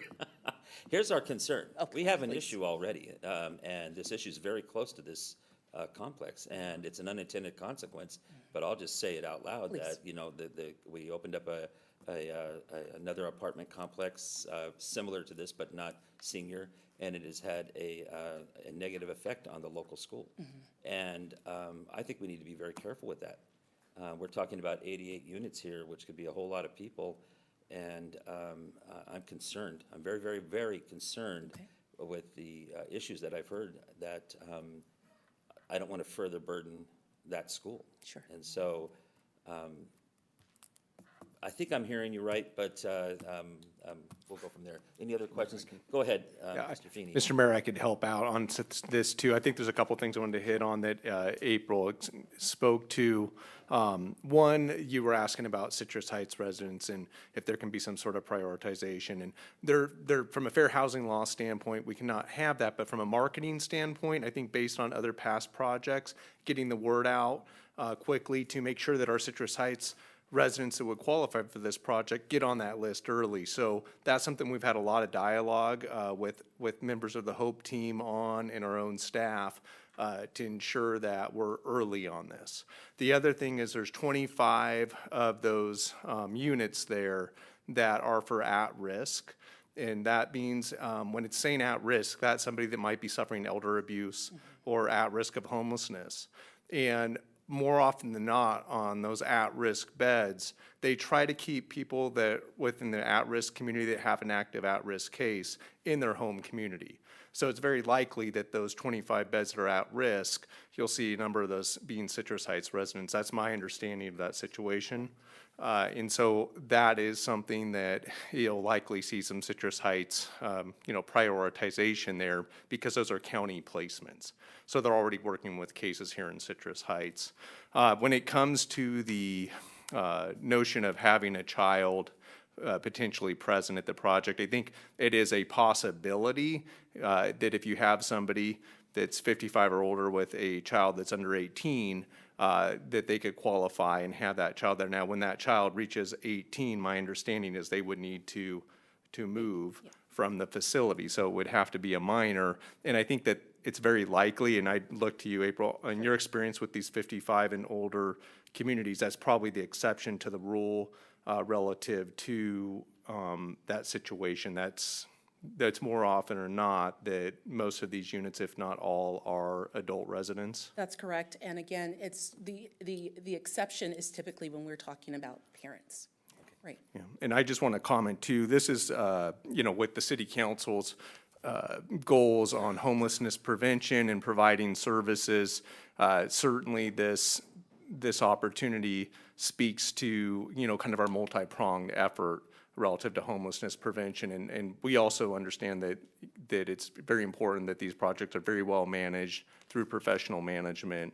And we've had a lot of discussions. And then also, as part of this MOU, or this grant agreement rather, there are some stipulations in there that give us some local control over the resident kind of mix, if you will. And that was part of this funding agreement too, to ensure that we have a project that will be a benefit for Citrus Heights with what we're trying to accomplish relative to the city's council's goals and priorities, but also ensuring that we have some say in kind of that mix that you saw, the 30, 25, 25 mix, if you will, that's laid out in the agreement. So I just wanted to kind of hit on those, but it definitely from a homelessness prevention, looking to trying to provide services, this is one of those tools to prevent homelessness here in Citrus Heights. So that's why we're bringing this contribution Thank you. forward. Vice Mayor Karpinski-Costa, did you have something? Yeah, I'm not sure it prevents homelessness in Citrus Heights. The way I'm hearing it is we're helping with the overall homelessness issue countywide. And so I think, and I agree, that other cities should be pitching in, because we're solving their problems, homeless off their corners, their public access place. I'm not sure why we're paying for $500,000 for everybody else. That's one concern. 55 plus could be a grandparent, and a lot of these people are recovering from drug abuse or alcoholism, and if you are putting a kid, and even though your family unit is good and above, you're next door to somebody who is not. So it's kind of close proximity. I've been in these apartments, they're close together. And I don't know what our local control is, do we have some sort of oversight of all of these problems? But I'm really concerned with the financial part, that other cities should be pitching in. I don't understand, if they have funding, why aren't they using some of their funding or putting up housing that our homeless can? We have a homeless in our city to deal with. I'd rather take $500,000 and build a bunch of tiny homes and stick everybody in them. Can I respond to that? Yes. So the people experiencing homelessness, our police department can tell you, it's a very migratory group. So there's not necessarily, while we have residents that are here in Citrus Heights that are homeless, we see new people all the time from out the county. So this is a solution that gets at homelessness prevention here in Citrus Heights, and it's a countywide issue. I mean, we know that's a statewide issue. Are there similar but- places like this out throughout the county? Absolutely there are. And the bulk of this funding is coming from the state. There's a $25 million grant coming from the state. Sacramento County is putting in significant contributions that's laid out in that Exhibit A of the grant agreement. We're putting in a contribution when you speak to local control. The city doesn't have a say per se on this project.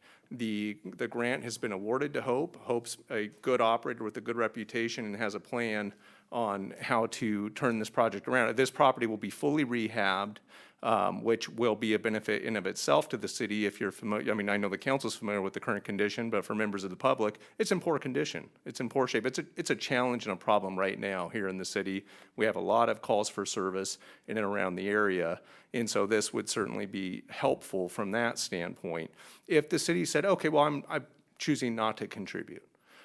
One of the things that is a benefit of making the contribution is we're having a say in the makeup of these units. For instance, 30 of the units have an opportunity to have a behavioral health placement.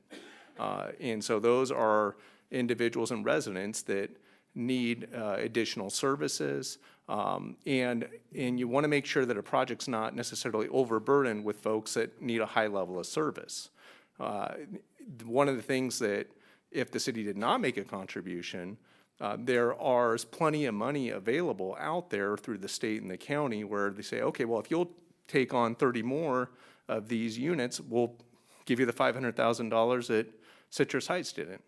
And then we have a project that has a mix that's not necessarily great for the residents there or our community. So that's where we have some local control on this funding agreement, is to ensure that the mix is good for the project, making sure that the people living there, it's a good environment for them. For those that need behavioral health services, they're in an environment where they can get that and treatment and get better.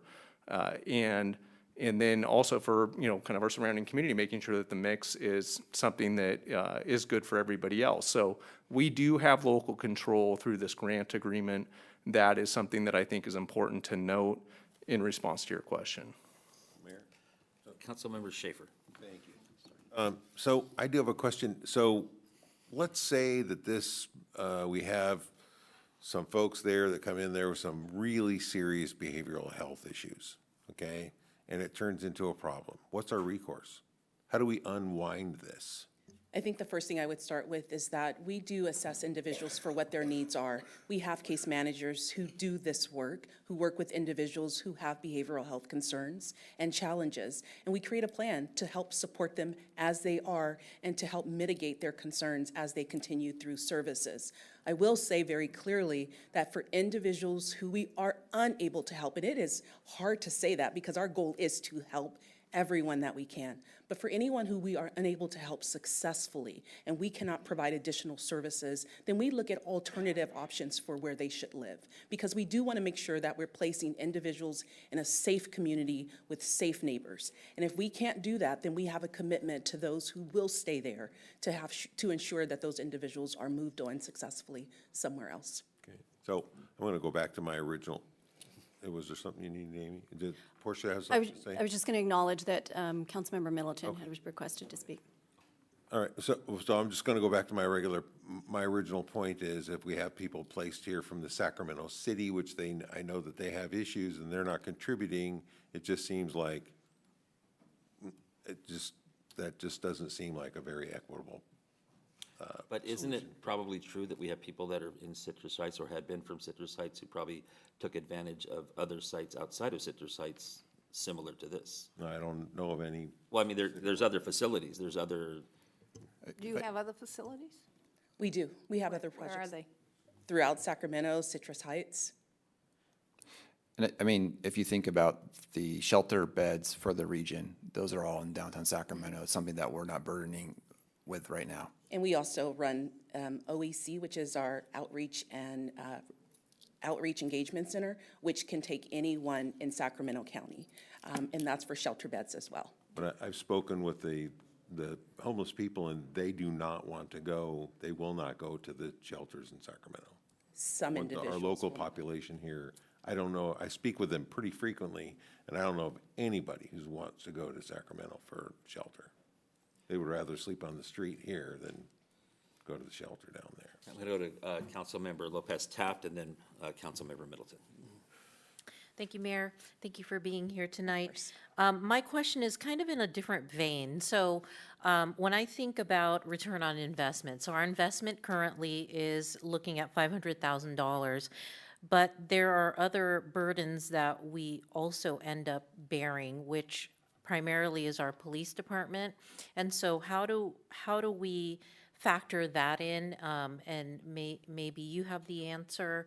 Maybe our city manager has that answer. But I know that there was quite, for me, it was a lesson to learn with Sunrise Point was, okay, did we factor in the idea of quite an increase in police calls to the area, which also goes to our fire department, which is county, and our paramedics and things of that nature. So how do we counterbalance not only the investment we make, but the additional services that are then required as a result of resident needs, if you will? Absolutely. I appreciate that question because what it does is it makes us really consider who our residents are, what are the services that we're wanting to provide. And I think more than anything, it talks about partnership, talking about those opportunities to sit and have conversations about what our needs are, what we're seeing in front of us right now, and what that might need to look like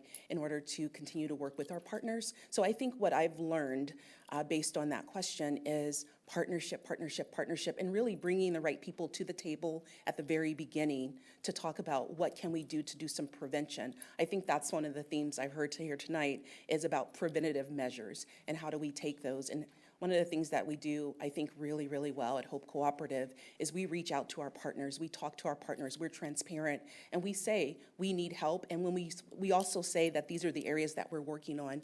So I think one of the things that we continue to do is ensure that we're being transparent, we're being open, and we're not trying to hide anything because we don't want anyone else to be surprised by that. We do. When we need resources, we're gonna utilize them. I think the difference here too, though, I wanna say, is we're talking about 55 and older. 55 and older. So those resources may very well be a necessity in terms of individuals who need assisted living care, individuals who may have medical concerns. I think that one of the things that Citrus Heights does well is make sure we take care of our community members. Yeah, I'm really concerned about the cost involved, you know. We have a history of working well collaboratively. What we don't have, in exchange for that being open and available is how then do we compensate for our, you know, police force dedicating X number of hours, which translate to, you know, for example, 2 FTE police officers that we as a city have to now compensate for as a result of 2 high-need locations. Right. I would say that I think a consideration is also to think about very different populations as well. And what does that look like? So I don't think that they're quite apples to apples. Okay. If I can add, I was fortunate to be able to do a ride-along with our beautification crew and PD department, and it was interesting. This site does have a number of continuing issues as it is today that the PDs continue to address. I think Nicole had the same experience. She did her ride-along, the same thing, so it is resulting in a significant call for service just based on the condition and lack of full occupancy. So in talking to our police department, I think, you know, they would agree that having the business, this site fully occupied with people that are under getting services is going to be a better outcome and less impact on the community than its current state. I think for my own reassurance, I would like to see those comparisons. You know, I don't know how PD does that, but I would love to hear what those numbers are, because we already know that we very much enjoy the level of service in our city for our police department. And every call, you know, and it's not just singular calls. We've had residents come to our neighborhood association meetings from Sunrise Point, and that's very disturbing, you know, the fact that we have an extraordinary number of calls, and we can track it because we have great reporting systems as well. So I would love to see some information for law enforcement calls. Councilmember Middleton. Thank you, Mayor. I think we're getting away from the real topic here, which is the fact that this was previously a 55 and over community. And if we do not do something to help these individuals, we will have more individuals who are on a fixed income who do have behavioral or mental health issues on the streets. And our goal here is to make sure that while we saw our last PIT count and we've had our counts from our local PD, that our numbers are low in the region for a reason. It's because we're proactive and we take these chances and make sure that we provide the housing and the services that are necessary. It's not going to be perfect.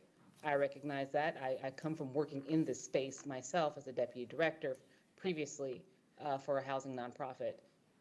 However, when you do have services and you keep individuals from becoming homeless, it makes it a lot easier for them to maintain services and to make sure that they're not falling back into those old issues. It was already, like I said, a 55 and older community. I think we're just kind of trying to force things to fit into neat little baskets, and that's not what this is when it comes to our senior population and those who are on the cusp of becoming unhoused. So not really a question for the individual standing there today, but more of a comment of support and understanding. Is that it, Portia? Yes, okay. Yeah, a couple questions.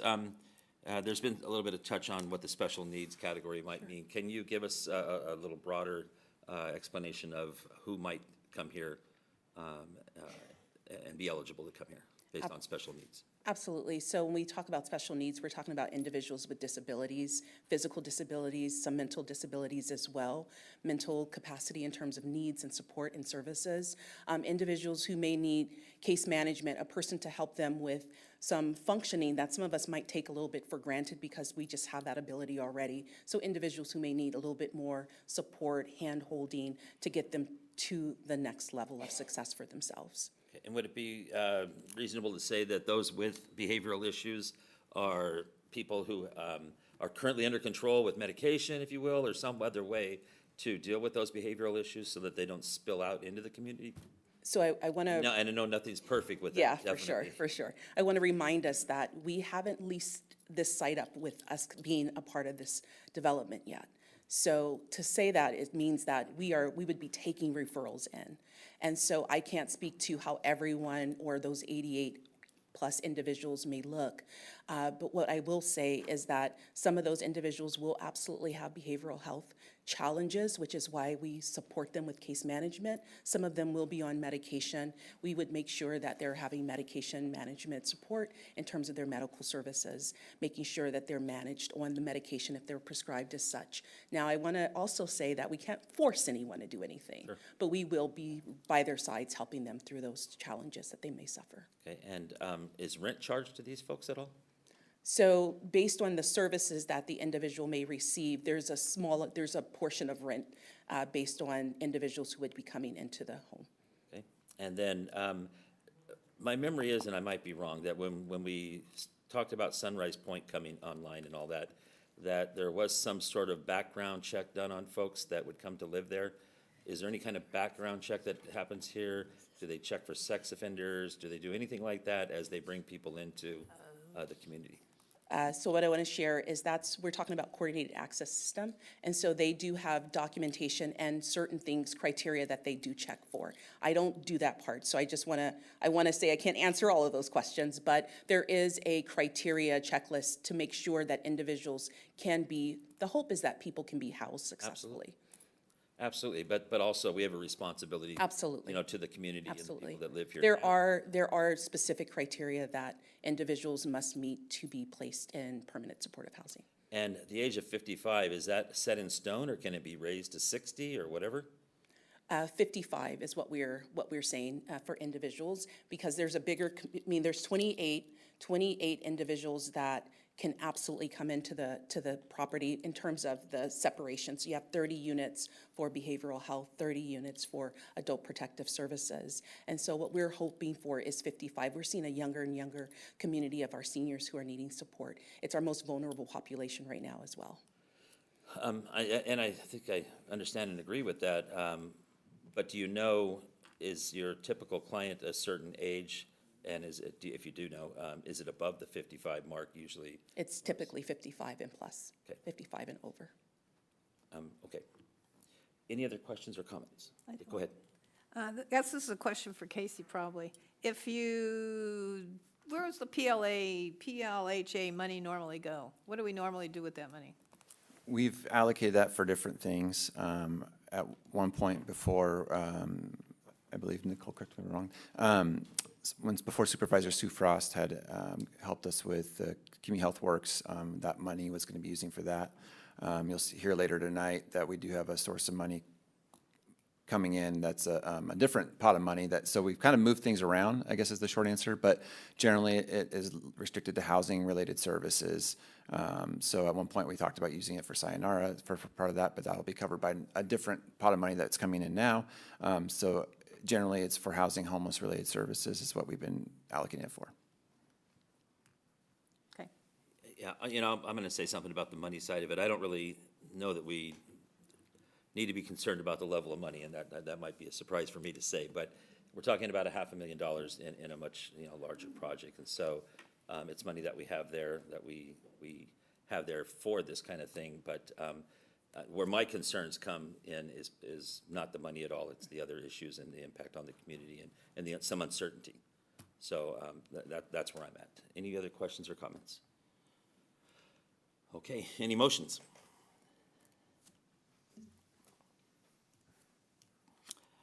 I would like to make a motion then. I think I'd like to see us continue this item for maybe 2 weeks to come back and maybe answer some of those questions and concerns that council members have expressed tonight. I'll second that. That's a motion to a motion.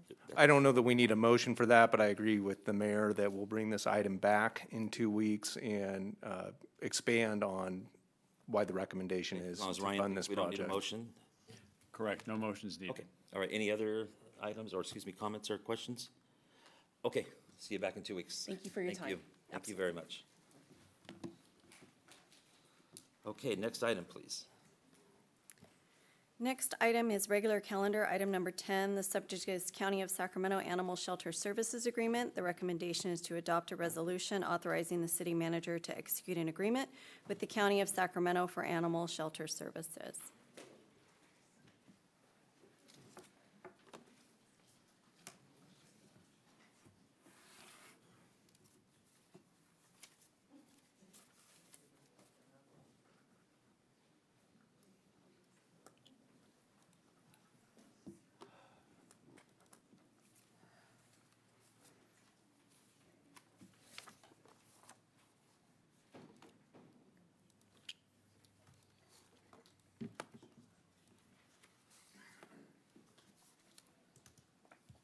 All right, well, good evening, Mayor, Vice Mayor, and council members. Chris Fry, Special Services Division Commander with the Police Department. And with me this evening is one of our Police Services Managers, Tiffany Campbell. Tiffany currently oversees and manages our Records Unit, our Rental Housing Inspection Unit, our Code Enforcement Unit, and our Animal Services Unit. This evening, we're here to present for the council's consideration a recommendation to enter into a contract and to partner with the Bradshaw Animal Shelter in Sacramento County as the new animal shelter vendor for Citrus Heights. Now, to provide some background on how we got here this evening, back in March, we received notification from Placer County that they were no longer able to provide sheltering services for Citrus Heights beyond December of this year. Some of the stated reasons included a significant cost increase for sheltering, as well as an infrastructure and capacity challenges that they were facing. Placer also advised that they needed to limit services to allow for shelter availability to serve the citizens within their county. After receiving this information, our staff began researching all other regional sheltering alternatives, and with the exception of Bradshaw, all other regional shelters were unable to accommodate our needs due to similar capacity limitations. After several months of strategic planning meetings, a mutual beneficial partnership was established with the Bradshaw Animal Shelter. Tonight, we have two individuals with us who were key in forging this partnership. First, we have the director of the Bradshaw Animal Shelter, Annette Bedsworth. Annette has over 35 years of experience in public service, 15 of which she has worked as a director for animal services. Annette joined the Bradshaw Animal Shelter in February of 2022 and will be available this evening should the council have any specific questions pertaining to Bradshaw's facility. Next is the officer of the County 311 operations, Jason Taylor. Jason has over 15 years of experience as a regional director focused on operations and customer service-based practices. Jason joined the County 311 operations in February of 2023 and has led his team to be recognized as the #1 award-winning communication center in the United States. Jason will also be available for us this evening to answer any questions that the council may have specific to 311's facility. And to expand on the newfound partnership with Bradshaw, Manager Campbell. Thank you. Good evening, council. Forming a dynamic and engaged team is a key component to the success of any partnership.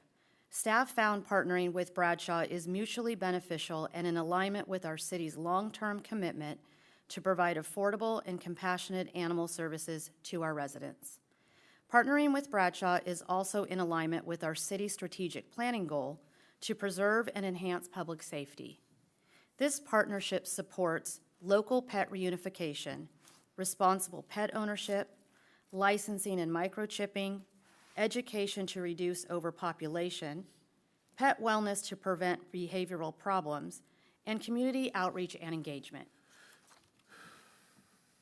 An executed contract with Bradshaw offers multiple service enhancements to include access to local Sacramento County Animal Shelter, access to the county 24/7 customer call center known as 311 Connect, dispatch services for our dedicated Citrus Heights Animal Services officers, utilization of animal-specific software known as Chameleon that helps to facilitate pet reunification, full-service licensing of animals for city residents, on-site hospital with dedicated veterinarians 7 days a week for shelter animals, low-cost spay and neuter clinic, a pause mobile clinic services for pets owned by our unhoused individuals, community cat program by appointment, offering services directly next door to the shelter at the community spay and neuter clinic. It offers access to our fundraiser events and participation for our community volunteers, as well as our officers. There is access to a drive-through microchip clinic. Low-cost and free vaccination clinics will be afforded to our city residents. And in the future, we're excited to say that we could be part of the 2025 Mobile Animal Sterilization Clinic, known as MASS. This partnership allows for all Citrus Heights residents to partake in all programs that the Bradshaw Sacramento County Animal Shelter offers to all county residents. So at this time, staff is recommending the City Council to adopt a resolution authorizing the city manager to execute a 5-year agreement with the Bradshaw Animal Shelter in Sacramento County to be effective on September 1st, 2024 through June 30th, 2029, with the option of renewing the agreement through July 1st of 2031. And at this time, staff welcomes any questions that the council may have. Any questions or comments for staff? Go ahead, Councilmember Schaefer. Thank you. Thank you very much for your hard work on this project here. And it's a huge undertaking. And from reading the staff report, I do get a sense that kind of all the shelters are having capacity issues. And the question I would have is, once we get into this agreement with them, what if they run into capacity issues? What if the Bradshaw Animal Shelter now has capacity issues where they're unable to meet our needs under this contract? So, and I want to say make a statement beyond that, and that is, how did we get here? We got here because we weren't spaying and neutering our animals. That's really that's the only solution here where we can meet the capacity, is if we step up the effort to spay and neuter these animals that we're having to shelter. So I think it's kind of smarter on the front end to spay and neuter as much as possible rather than on the back end worry about sheltering animals. So I realize that's more than a question, but what I would say is, my concern is, how do we ensure that they're going to be able to fulfill this contract, that we suddenly everybody's out of capacity, and how do we make sure that we're not going to run into the same problem again in 6 months? Thank you for that question. I will answer it, and I will also ask that we save part of that question for the director who runs that shelter operation, because you are correct, all shelters across the United States are facing capacity issues. It first begins with licensing your pets. And one of the most important things is licensing and shipping. And a dedicated software at this particular shelter that we did not have access to before, and we will now, populates that database so that we could return those pets to owners. That is extremely helpful. The other thing that we have to help this population issue is when the animal is brought into the Bradshaw shelter, in intake, it is chipped. And that is really a tremendous thing in this day and age, because we do want those pets, of course, to be adopted, and then those pets themselves are in the database, if you will. The best way that I could explain this database is, in a DMV situation, we understand that DMVs keeps track of plates and cars and where those belong. And this particular partnership affords the opportunity to utilize dedicated animal software that keeps track of the animal and where it lives. So that's first, foremost, and primary, is access to licensing and shipping. The second piece to that is, of course, spay and neuter, and having access and the programs and the staff at a shelter in our county to help us facilitate the programs themselves and the staffing inside the shelter to help spay and neuter these pets. Any shelter pet that we bring into Bradshaw is spay and neutered. That in itself is a tremendous increase for us. Regarding spay and neutering in general, that is a huge undertaking for any community and in any city, and with capacity issues, and of course, there's multiple programs and ways to do that. Pet unification is always the best. So in that particular part, when we get to, with your permission, I would like to wait to save on the capacity issue directly for Director Bedsworth, because I'm confident that she has the answer for that for us. Absolutely. Perfect. Thank you. Any other questions or comments right now? I have tons of questions. Oh, tons. Right now, or you want to wait? Ask Mary Jane and Portia first. Okay. I'll wait. No questions? Did Portia act as if, or excuse me, say that she had any questions? Okay. Just real quick, did you say every pet that goes to the animal shelter is spayed and neutered? Yes. Director Bedsworth, would you like to join us at the podium? Thank you. Would that meet the council's pleasure? So I'll start with that question. Somebody finds my dog, I don't have a dog, somebody finds my dog and takes it to the animal shelter. You're going to spay or neuter my dog before I can get it back? Good evening, Mayor and Council. My name is Annette Bedsworth, and I am the Director of Sacramento County Animal Services. So a couple things. It is required by law that any animal that we adopt out has to be spayed or neutered. But if you reunite me. But if you bring in your Fluffy Fluffy gets Or you find lost, my Fluffy and I come in to get Fluffy. and you get Fluffy, we do offer you a bargain deal. For $50, you can get your animal back. We just want it spayed or neutered Okay. before it leaves. Okay, I just wanted to make sure. We that waive wasn't all other fees. Mandatory. It is, spay and neuter is the For game. $50, they're spayed and neutered? Or do they have to pay for this? That's our bargaining. You pay me $50, I'm gonna spay your animal, and we'll waive all the other fees to get it reclaimed. Good, very And nice, it works. very nice. But it's optional. It's optional, but money talks. Yes. People don't wanna It's a pay great deal. hundreds No, of I'm dollars. not It disputing is. that. It's a If you great don't deal. get it spayed, then the bill is huge. Yeah, and then before I maybe have you say a few words, let me ask about this part. It's a 5-year agreement. You know, we're hoping to do some things maybe here locally someday soon. Is there an opt-out before the 5 years if we decide to opt out? Yes, if the city decides to opt out within the 5 years, they can absolutely do so without penalty. Okay, very good. Okay, Okay, can I go- If you're gonna go before, I have a Yes. couple, just let me ask a couple of questions that are, okay, so there's one on our page, oh geez. 3 of our staff report. This is probably a question for us. Sorry. Okay, one on page 3 of our staff report. It says, "This program offers appointments on a first-come, first-served basis, allowing community members to receive service for 2 cats per person monthly." So that means in a year, I can bring in 24 kitties? Me? Or does that mean? Yes, those are for Does that community mean all the cats. City, does that mean all the city? Those are for the community cats, otherwise known as TNR. Oh, okay, that's your TNR cat, okay. And those are free. Okay, so then I have some other questions. Geez, I got a list. Thank you. Let me move over here. So when people adopt an animal Yes, from Citrus Heights, do you keep that adoption fee? And you Yes, we keep- do. and you keep all the fees. When people are. it doesn't recoup the amount of money that is put into the animal, especially for the spay and neuter surgery. Okay, so what fees do you get from our residents that we get back? So licensing, you give us back? Dog licensing, 100%? 100%. So does that mean we're eliminating sending our licenses to Texas? We don't license in Texas anymore? It goes back that?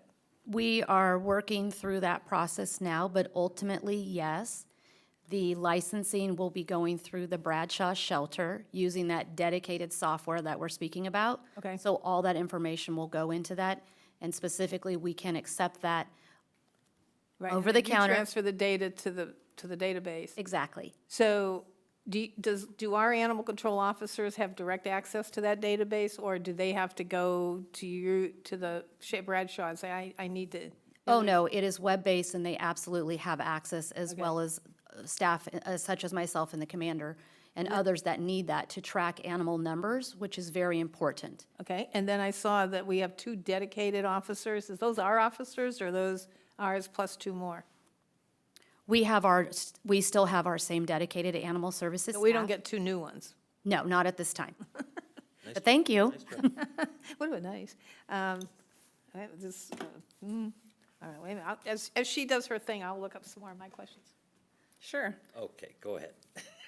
I think the important question that I'd like to address really tonight, because I've heard it from everybody, is spay and neuter, right? And you can call me Mrs. Bob Barker, because I'm definitely an advocate of spay and neuter. If you're as old as I am, you know who I'm referring to. But spay and neuter is the hottest topic, and I'm not going to just say Sacramento County. It's everywhere in directors. Spay and neuter is the hottest topic everywhere. And it's not about resources. You can quote me on that right now. It's not about resources. I have a 7-digit contract for spay and neuter services. It's about capacity, spay and neuter capacity. We cannot find capacity. We're all fighting for those slots. And some of the things that we've discovered is we have group meetings. So I've had a recent meeting with Elk Grove Animal Services, SAC SPCA, Sacramento City, and Placer, and we're all struggling with the capacity for spay and neuter. It's not about money right now. It truly is not. I have a contract with Nextdoor, as she mentioned earlier, about you can spay and neuter your community cats at no cost. But also, those appointments are limited. I don't get the full amount of what we're paying for in the contract because they don't have veterinarians who can perform these services. Most veterinarians, there's a shortage of veterinarians nationwide right now. In case most people don't know that, there's a shortage of veterinarians. We are very honored, and knock on wood, that I have 3 full-time veterinarians. Elk Grove just hired one. They hadn't had one in months. So they're struggling because, as you can imagine, every animal we adopt out, cat and dog, legally has to be spayed or neutered to be adopted. How many surgeries do you do a day with 3 vets? 3 vets? You said you have 3 veterinarians? Yes, we do. How many surgeries? Each vet usually does about 20 spay and neuter surgeries that are in the shelter. Our third vet is a newer vet, and she's going out and serving the homeless community. And that was given to us by a grant. But high quality, high spay and neuter is definitely in demand. And we're looking for that anywhere we can go.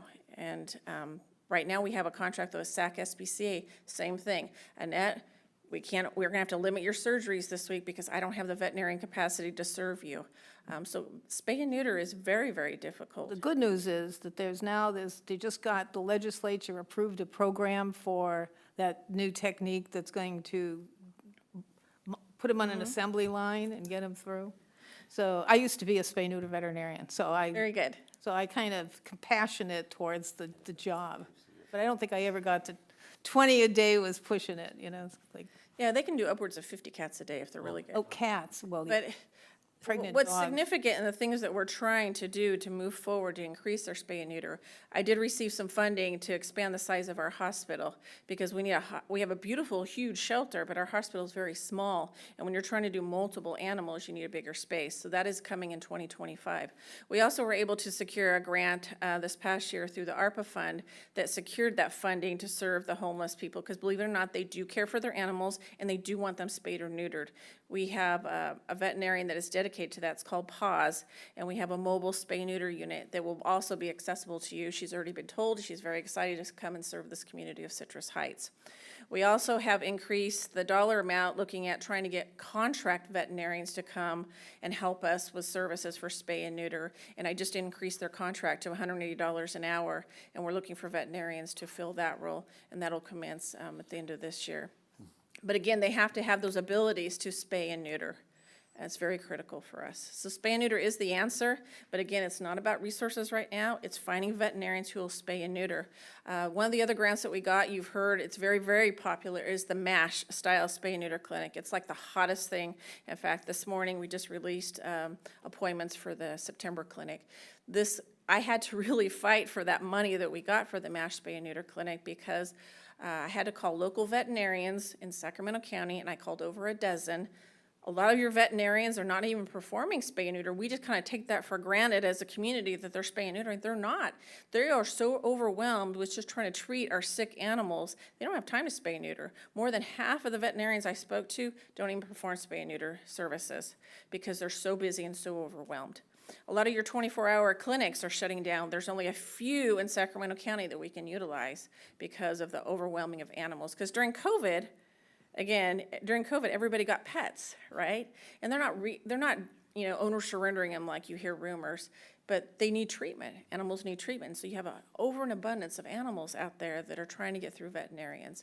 So again, it's not about resources, it's about finding veterinarians. So I hear people's complaints all day long, and I'm just letting you know we're trying to work together. I had a lady call me in South Sac. She's like, Annette, can you give me 20 appointments? I go, I'm struggling for appointments. I have 800 cats in foster care right now, 800 to save lives. And I'm paying a clinic time and a half prices so that I can get 80 cats in on a Saturday.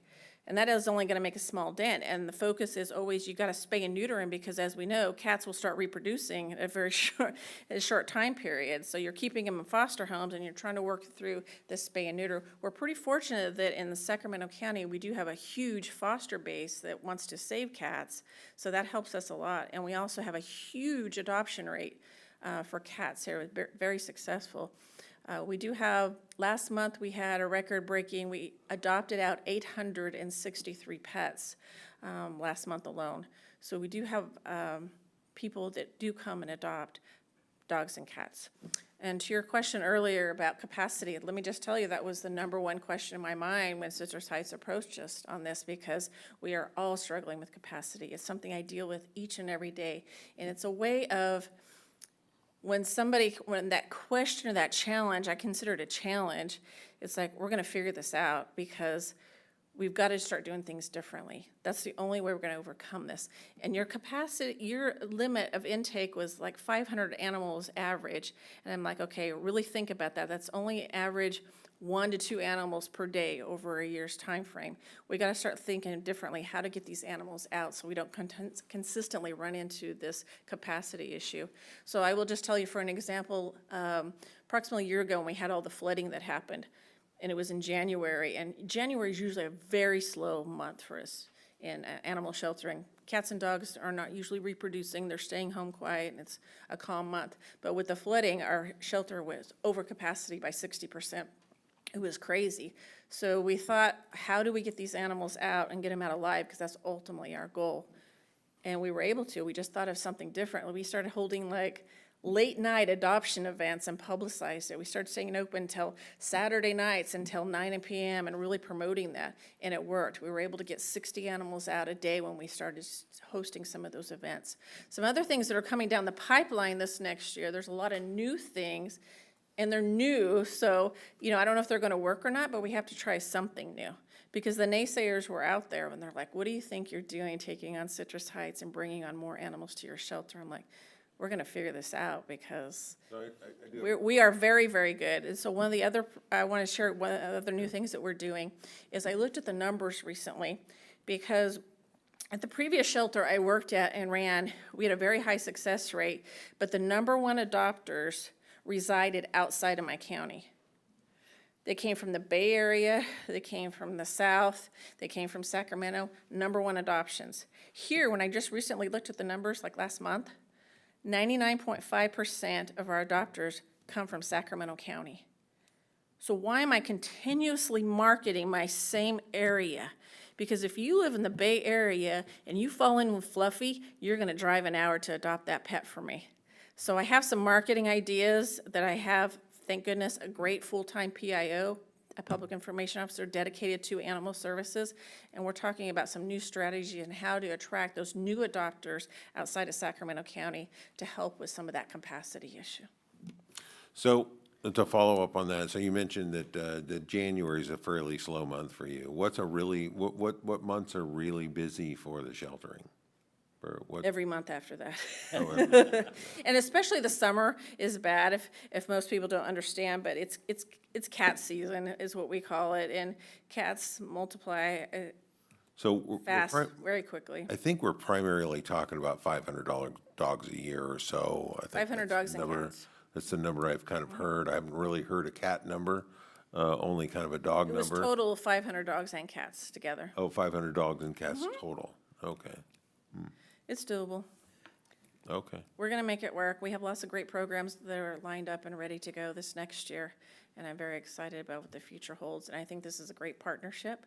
I think it's great for the community of Citrus Heights. I think it's great for the pets, and that's what we're all here for. So what do you do when you're at capacity and you don't have any more kennels or anything like that? How do you manage that? Do you just call up and say, hey, Citrus Heights, sorry, don't bring us any more animals. No. We don't have any room.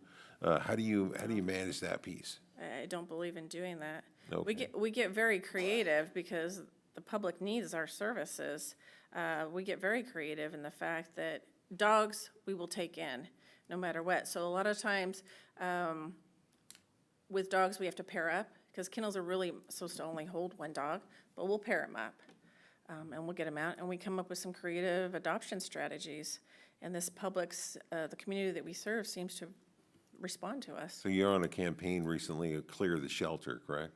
Yes. Was that you? That was your facility? It's, and that's again another strategy because we're fortunate that we are in Sacramento County. So any given day of the week, CBS, NBC, Telemundo, they all want us available. So we're trying to make ourselves available. We had Telemundo out there today doing live TV. So we were on TV today at 5 and then again tonight at 11. But it's really accessing those resources that are made available to us and really promoting as Bradshaw is the animal shelter that you should be coming to for services and coming to adopt. That's what we want everybody to be thinking. And that's the reputation that we're going to throw out there and really start marketing. Thank you. That's all the questions I had, Mayor. Go ahead. 3 questions. Do you still print Heartline? Pardon The me? magazine Heartline used to be a little flyer that the shelter put out. Okay. Yeah. Used to be like an informational, and I think Placer County, okay, forget that. So we agree, and I'm really excited that you're taking us on. Okay, so I'll preface it with that. We really do agree that the first issue is really microchipping and licensing. And so, you know, we hope to do lots of microchipping. We're offering free microchipping in Citrus Heights. Hopefully, you know, we can't force to license, but we can encourage licensing, because that's where your capacity, if you can bring the, you know, we had the Calgary model that we studied when we had looked at our animal services about 10, 15 years ago. We had a whole community, we call it committee, that looked at all the animal services. We invited the guy from Calgary here. He told us all about his stuff.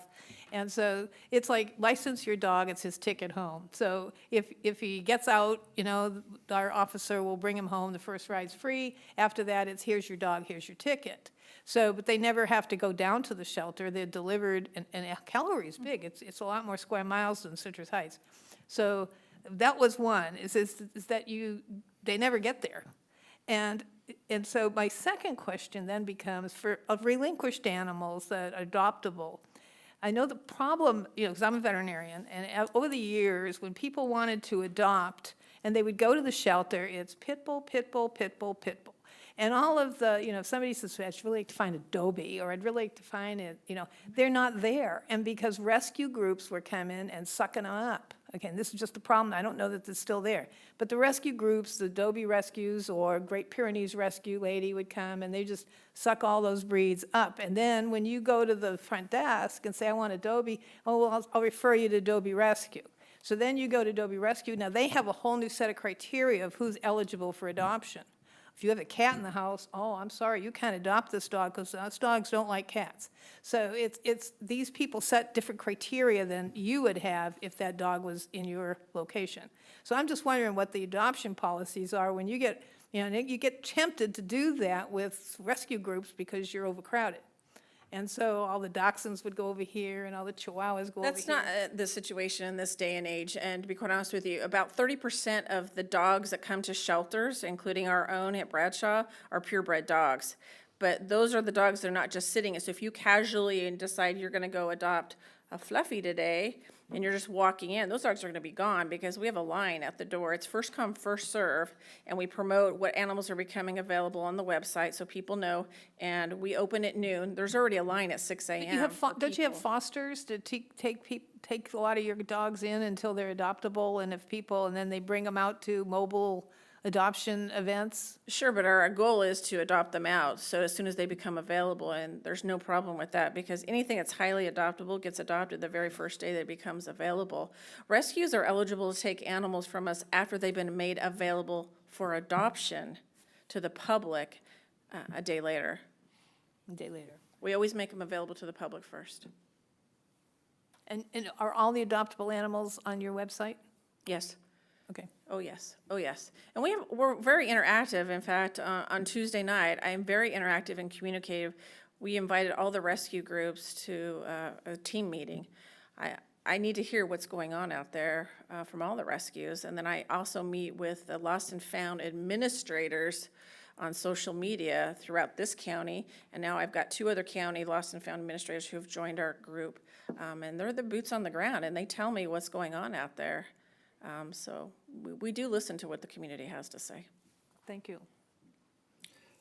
Just a question on the licensing. I think it was mentioned, but I just want to clarify. If I want to license my animal, can I do that in Citrus Heights, or do I have to go to Bradshaw? You absolutely can do that in Citrus Heights. Excellent. And it can ship here too? Yes. Okay, okay, that's good. Well, I'll just tell you that our process is going to change for Bradshaw because hopefully we'll get Citrus Heights on there. But I just completed an RFP for a dog license because we need to do something more effective and an easier and simpler model for people who want to be able to license their dogs from home.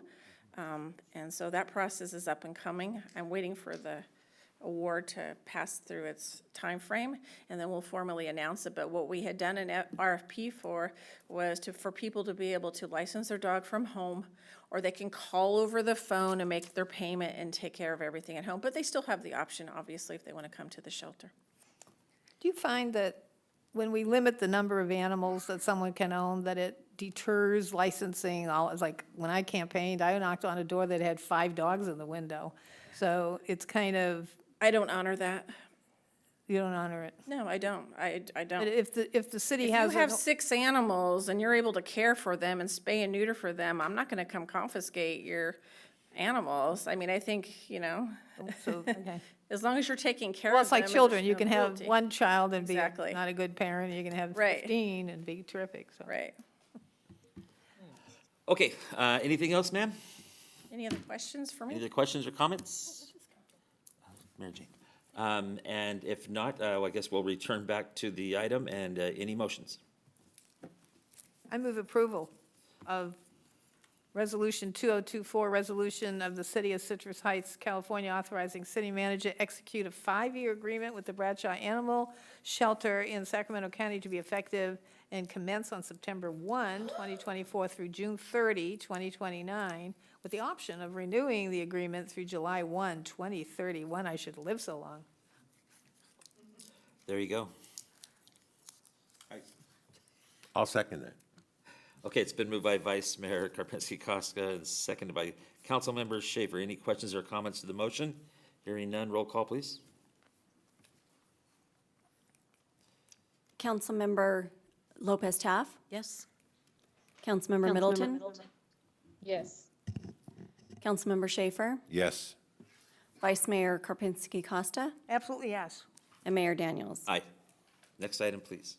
Next item is regular calendar, item number 11. The subject is Sunrise Boulevard's resurfacing project, award of construction contract. The recommendation is to adopt a resolution authorizing the city manager to execute an agreement with VSS International for the Sunrise Boulevard resurfacing project, and finding the project is exempt from the California Environmental Quality Act under Section 15301.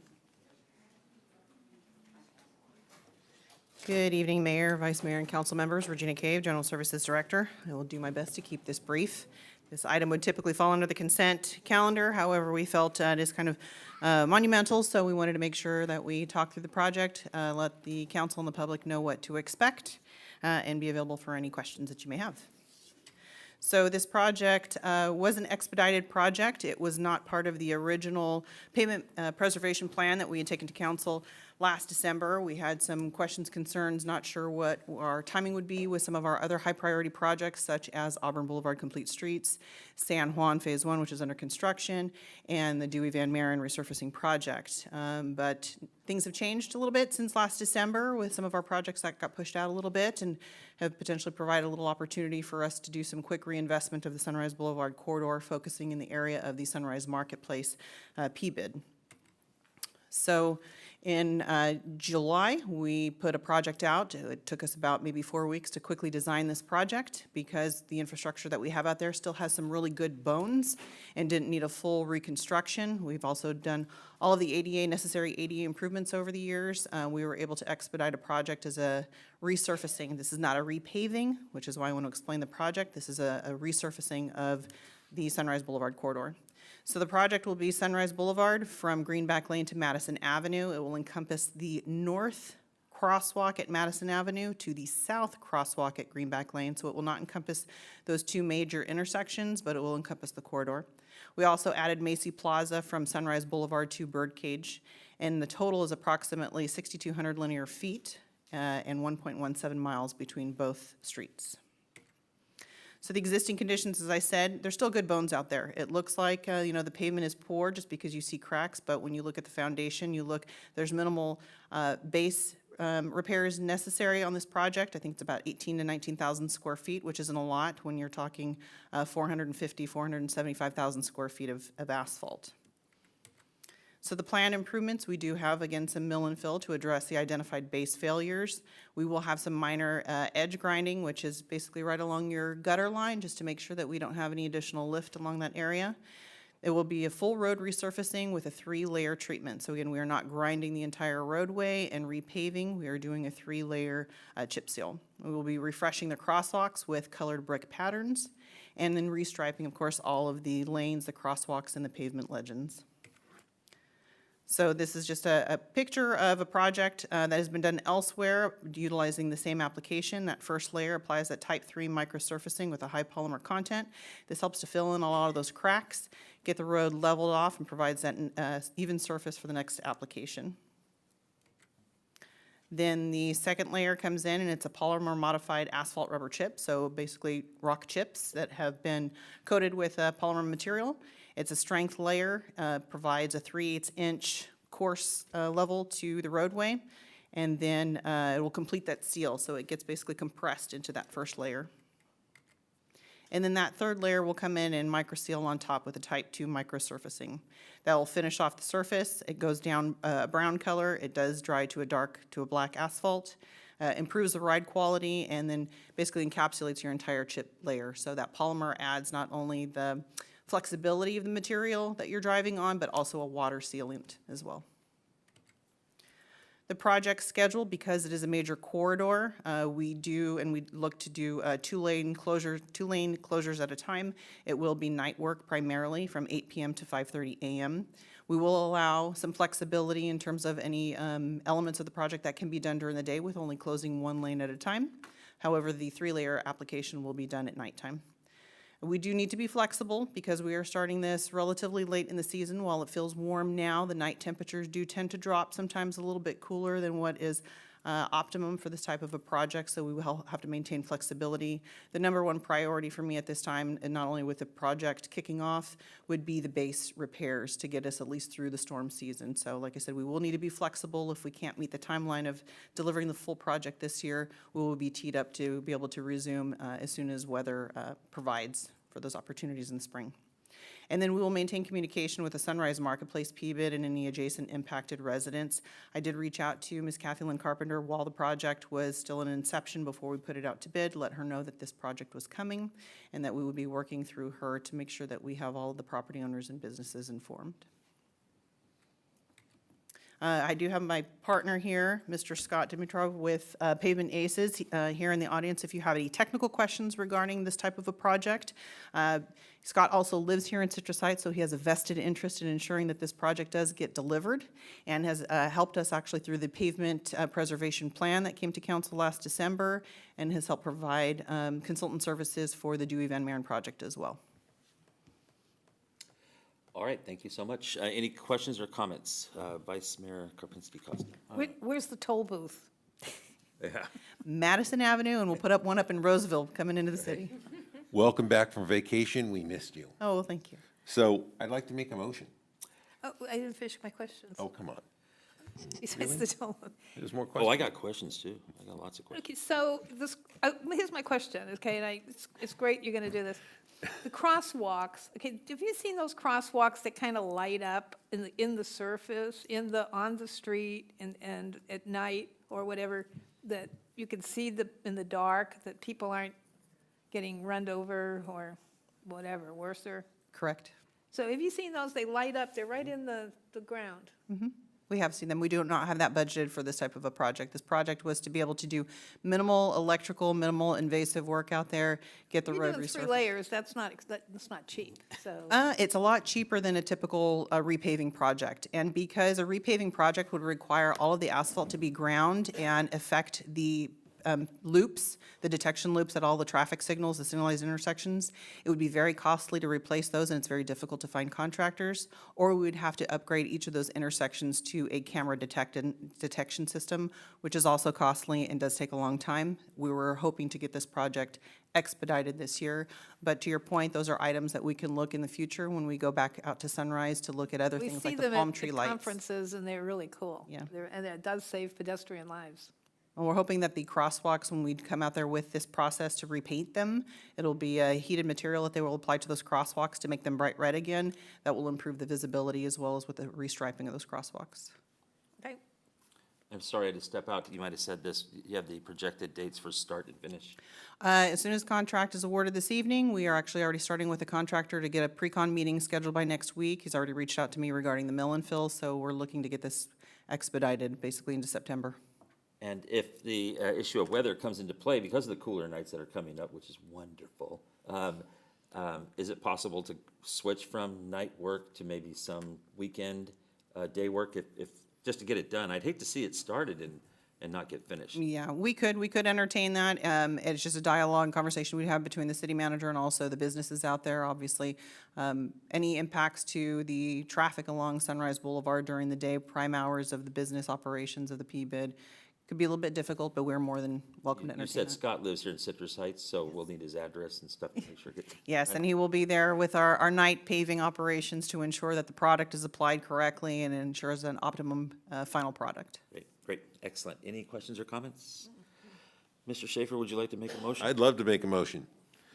I move that Resolution 2024, resolution of the City Council of the City of Citrus Heights, California, authorizing city manager to execute an agreement with VSS International for the Sunrise Boulevard resurfacing project and finding the project an exempt from the California Environmental Quality Act under Section 15301. Second. It's been moved by Councilmember Schaefer and seconded by Councilmember Lopez Tap. Any questions or comments for the motion? Hearing none. Roll call vote, please. Councilmember Lopez Taff. Yes. Councilmember Middleton. Yes. Councilmember Schaefer. Yes. Vice Mayor Karpinski Costa. Yes. And Mayor Daniels. Aye. Next item, please. Next item is department reports, and we have a brief department report from the Administrative Services Department. I'm just gonna come up here real quick because I'm not gonna take too much of your time. Good evening, Mayor, Vice Mayor, and council members. Susan Talwar here, Administrative Services Director. And hot off the press, on behalf of ASD Finance Division, I wanted to bring to your attention, we have our budget in brief, which is the mini version of the budget book. We even have the QR code here if you wanted to take a deeper dive into our budget book, but just wanted to make that quick announcement. Thank you so much. Very nice. Did you put some of these in the back for our There are wonderful- some back there, Okay, great. yes. So I advise people that look for our budget brief on your way out the door. Susan did a great job on it. Susan, I want to thank you Definitely for team effort. publishing this because I've been carrying around our budget in my bag, and this is so much easier to carry around. Thank Well, you. it certainly was a team effort. Thank you. Thank you very much. Okay, next item, please. Next item is city manager items. Good evening, Mayor, members of the council, Ash Finney, your city manager. Just a few brief updates, but first I want to acknowledge some of the great work that's happened. We just heard about the budget in brief, really well-done document. It keeps getting better and better as the way that we're disseminating information about our fiscal position and our budget to the community. So thank you for everyone that was involved in that, our Administrative Services Director and her team, as well as comms and others that participated. And then also, just Director Cave, this last item, I mean, resurfacing Sunrise Boulevard before incorporation, before that was really touched. So that's gonna be something that's gonna be really impactful for the community and also our ability to attract businesses here. So really appreciate all her good work and the work of her team that's been involved with that. But I know that that's something that she personally put a lot of time into and a lot of gratitude towards her for that. Well, let's see, we've got a couple of slides here. And I think on the first one, there was something that was spoken to earlier. The city of Citrus Heights is established as a pro-housing community. There was a resolution that city council adopted around that.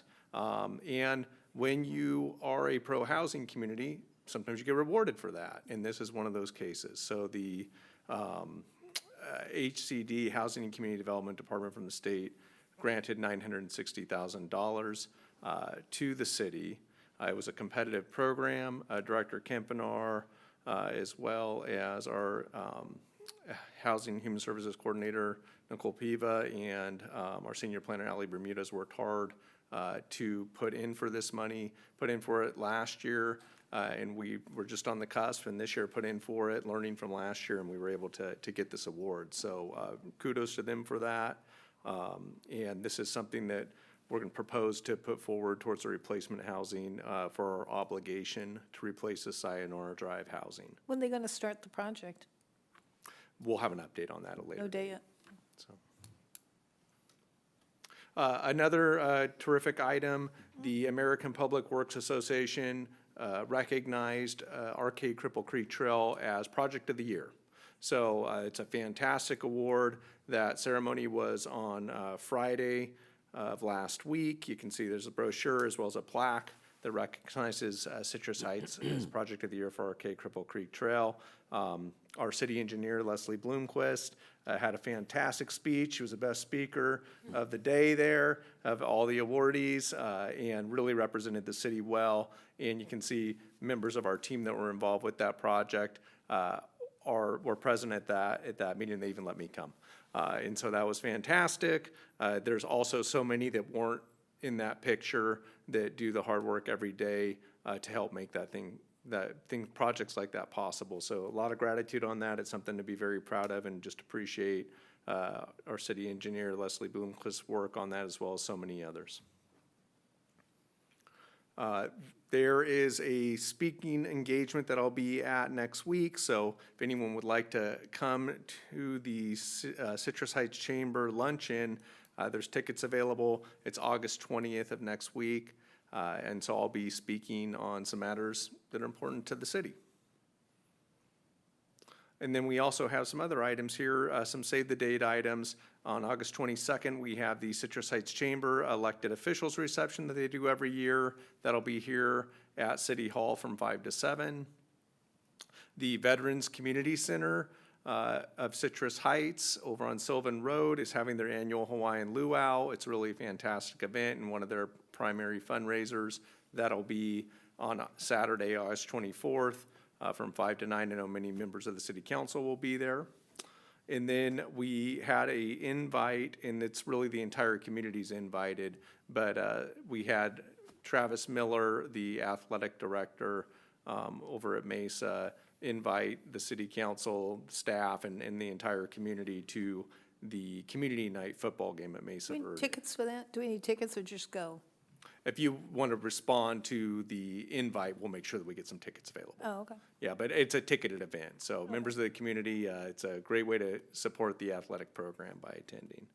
And then Saturday, September 14th, you heard about this earlier in public comment when Mr. Stone spoke. American Legion is having one of their big fundraisers. It's a Battle of the Bands. City of Citrus Heights is a stage sponsor, and that will be at the historic Rush House from 11 to 3. So lots of things happening here in the city. And that concludes my updates. Thank you very much, sir. Next item, please. Next item is items requested by council members or future agenda items. Anybody? I have one. Go ahead. And if we could get a second to do a letter of support for Prop 36, the retail. I second. All right. And if you copy Folsom's, Folsom has one, they passed, so all we gotta do is ask them to send it to you. I just have a quick comment with regard to the public comment, and somebody wanted to talk about homeless issues. I think they, if they're watching this or they're paying attention, need something a little more specific than just homeless. Okay. Anybody else? Next item, please. And there are no further items.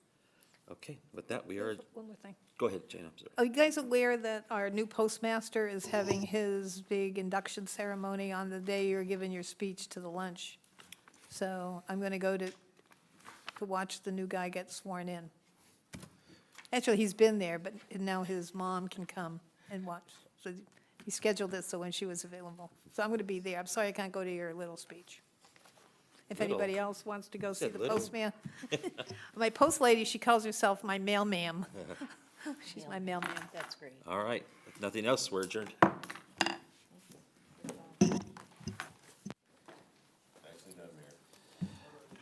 It's the money. It's all about the money.